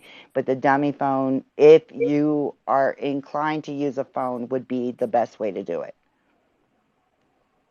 Okay, nice. Awesome information. All right. I seen Sahil, I believe is your name. I'm sorry if I butchered that. You can correct me. Hi, people. Okay, what do you got to Okay, talk what do about, you my guys talk friend? about, my friend? Man, I am a pencil realism artist, and I'm 17 years old, and I got to know about NFTs a month before, and I've started digital arts. It's nearly 2 months ago. I started digital art. I'm from India, so sorry about my English, and I got to know about NFTs, so I did some research, not properly I researched about it. I got to know what basically are NFTs from YouTube and all stuff like that. And I'm an artist who moved from traditional art to digital art. And can anyone explain me how could I make the maximum benefit out of NFTs through my digital art? Well, currently Well, my currently my daughter, daughter, I'm going to mute I'm you gonna because I'm mute getting you a because I'm getting that feedback. feedback. Yeah. Um, Um, so my daughter does digital art, and I'm trying to move her into it. I'm not the expert at this because I'm still learning NFTs. But you're going to have your different aspects of NFTs. You have your NFTs with utility. You have people who are doing NFTs as their art. You have people who do NFTs as photography. So it's just going, and it sounds like you just are trying to do traditional art.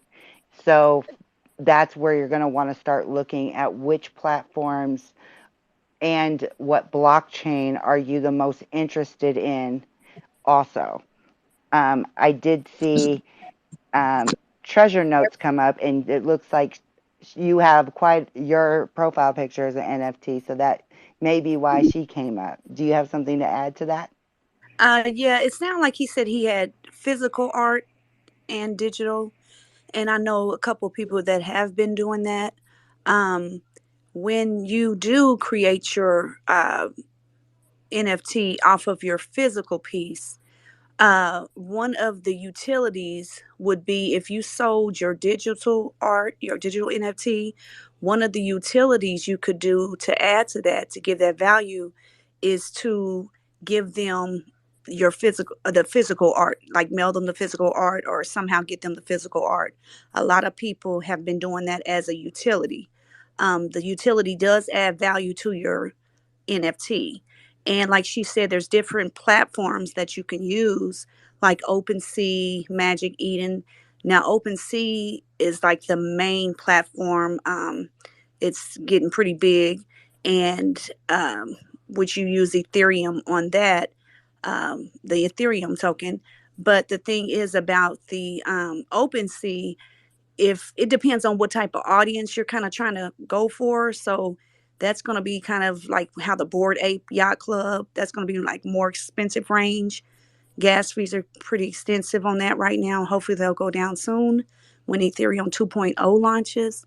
But there's other platforms you can use, like Magic Eden. There's tons of them out there that accept like Polygon or Solana, things that are a little bit more cheaper. So if you want your audience for people to kind of be able to afford more of a cheaper NFT and not so expensive, then you may reach out to the other platforms. But yes, so that was just my little take.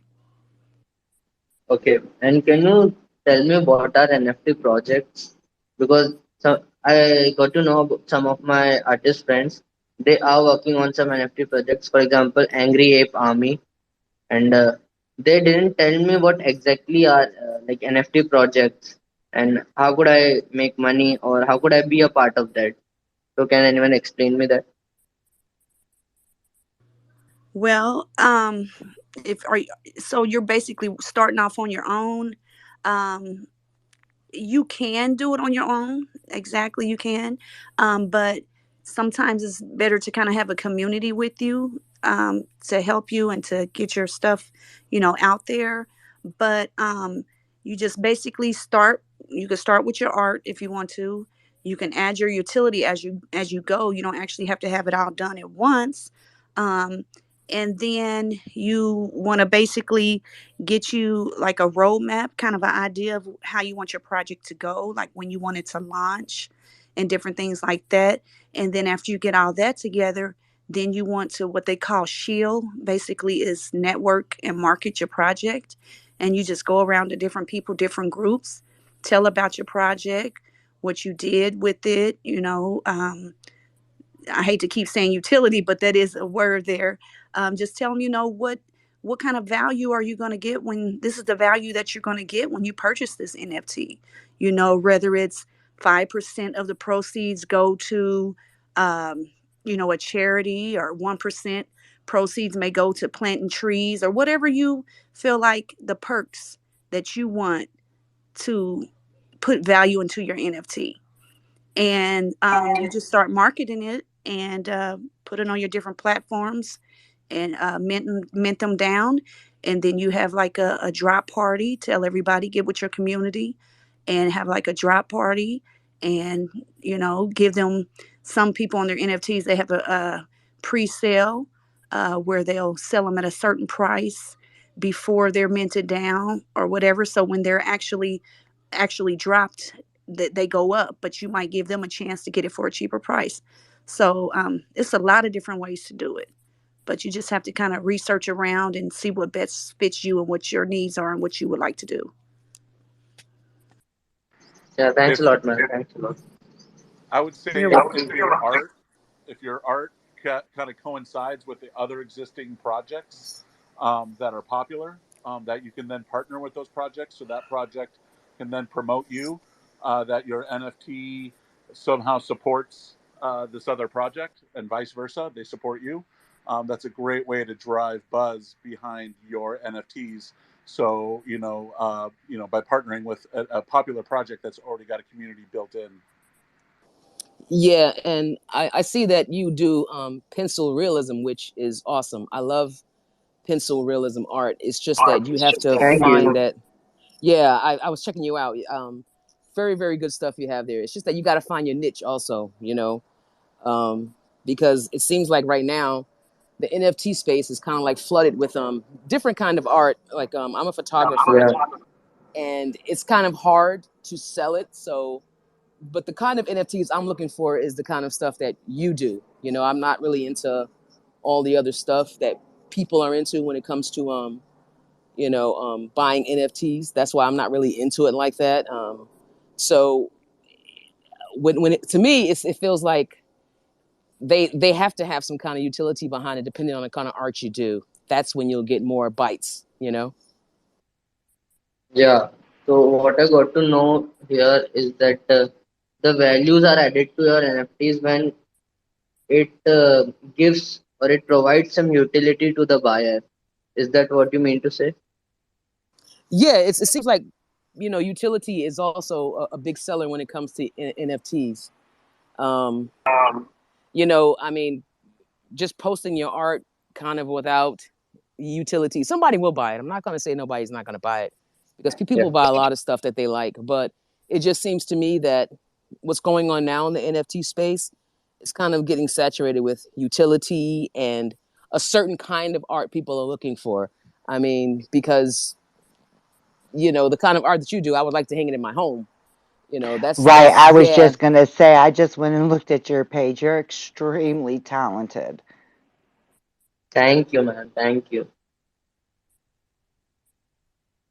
um if we answered your question, I see Jimmy came up to the mic. Did you have something to add, Jimmy?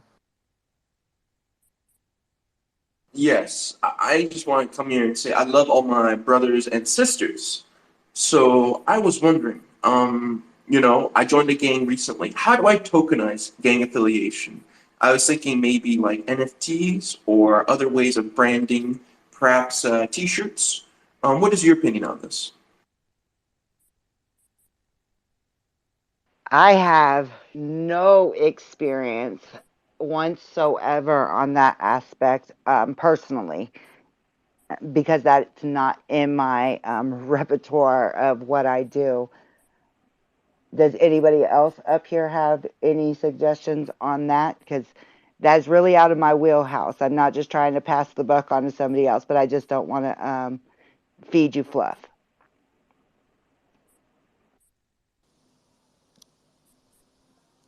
Did he say gang? Gang? No, I think he said game, like token. Isn't that Oh, what you said? Did you say no, a game? Like, gang? A gang? oh, you said gang. Yes. Oh, yeah, I don't know. Yes, I'm currently working the Bloods to try and create an NFT Bloods collection. I So in think order to that's a get into really the game, you dangerous need thing to NFTs. I do. think I he's think that's trolling. really, yeah, I think that's, No, I'm not I, trolling. Why would I be trolling? This is a very serious subject. Well, but it's, nobody's into gangs. We're trying to stop all that. So for you to want yeah, to we trying to continue get with, out the that's streets. not what the Web3 space is about. So You can be on the streets and also sell NFTs. Yo. Man, cut it out, man. Let's I'm not. about to put, Let's. yeah. Thank you, Yeah. Obi, because Come I on, was about to move it. This Oh ain't the no, man. time nor the place for any of that, because you might be in here trying to troll, but there's been plenty of people that are probably in here that's lived in that lifestyle. So, yeah, I'm glad you just left. Woo No, he wee. didn't. He didn't leave. I just actually just made him leave. So Oh, we're just good, good. Because, oh, okay, yeah. Next, so, and then we'll wind this on down. Actually, I do see a request down there. I connected him. Go ahead, SC. What you got to say? Oh, what's up, guys? Hey, what's up? What's up? What's up?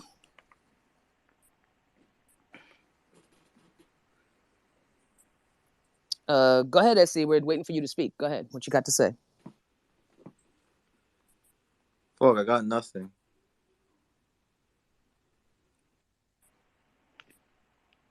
Maybe these are our cues. So you say you got nothing. Okay. So maybe this is our cue that we've gotten to the end of the night.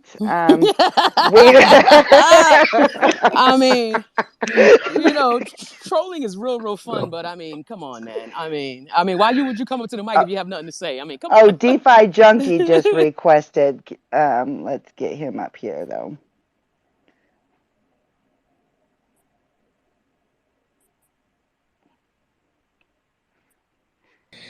Good, e- Well, while that's connecting for DeFi Junkie, because I at least know he's not trolling. good evening. Go What's ahead, up, DeFi. Good evening, ladies, DeFi? and good evening, everybody. I just wanted to Hey. step up here and say how grateful I am for you guys. I mean, of course, you know, I always try to tune into Crypto Underground, and you know, always enjoy the interaction. And I want to show gratitude to you ladies and what you guys do. I want to say thank you. It's always been an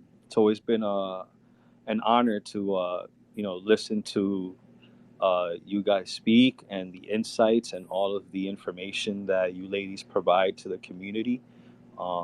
It is very wonderful.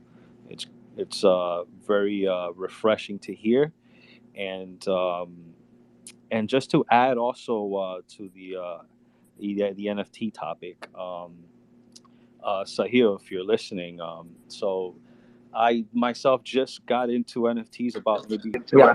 I just myself got into NFTs about a month and a half ago.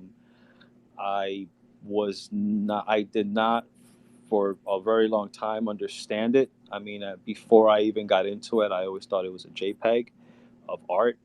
That's how my brain was understanding it until, and the famous word, utility came into the picture. So that's when I was like, let me go ahead and do some research now. So basically, what I would like to say is just, you know, what Oculus and everybody else has been saying. You know, you are very extremely talented. Number one, because I just did see your work as well. But you want to first find your niche. I think that's very important. Something that really connects to you, and speaks a lot to you, because I think that's really important, because it'll show everybody else um, what you're about, what really connects to you, and that'll, you know, it's a great thing to express yourself that way. And when people see that, they gravitate towards that, and then that'll also allow you to build a community behind what you're trying to um, convey or promote, rather. um, so I don't know if that was really helpful, but I think if you were able to find what is that really um, connects to you and really speaks to you, and what you really enjoy, I think that'll really show itself in your art, and it'll gravitate people towards that. So hopefully that was a bit helpful for you. And Oculus and Timeless, thank you so much for having me here. And I will get myself off the floor. Thank you. Thank you so much, Thanks a lot, DeFi. man. I super appreciate you, and thank you for supporting Ovi and I for our little Twitter space over here. Also, building a bigger community with like-minded people is super important, and I've really been enjoying it a whole lot, and meeting all the extended people, especially like you and other people. So I really appreciate you as well. Thank you, Yeah. guys. Thank you. No, thank you for joining, and thank you for talking about your space. I mean, your art, rather. Thank you. Thanks for letting me in. Our pleasure. So it's 12:44 my time AM, and if no one has anything else to add, we're going to conclude the space. Thomas, do you have anything else to add? I think we've kind of handled it all tonight. I just wanted to say from me to all y'all, thank you again for tuning in on another week of All Things Crypto. I'm glad to see that you guys keep returning and adding to the conversation. Not as many people are afraid to come up to the mic. I really appreciate each and every one of y'all. Yeah. Thank you, Treasure, for helping out with the NFT stuff. You haven't joined before, but I appreciated your input, so thank you very much. Thank And, you. And I and will be back. I really enjoyed it. I wasn't here long, but I enjoyed it. And I'll be back. yeah, I sent you a follow, so make sure you follow back because I I liked did what as you had to well. say. Yes. Okay, cool. I'll follow you guys back. All right, cool. So everybody, thank you for tuning in. If you guys joined late, the space is recorded, and you can always give a re-listen. But we hope to see you guys next week at 9 p.m. Eastern time, Wednesday. And thank you for joining us. Good night, everybody. Take care. Good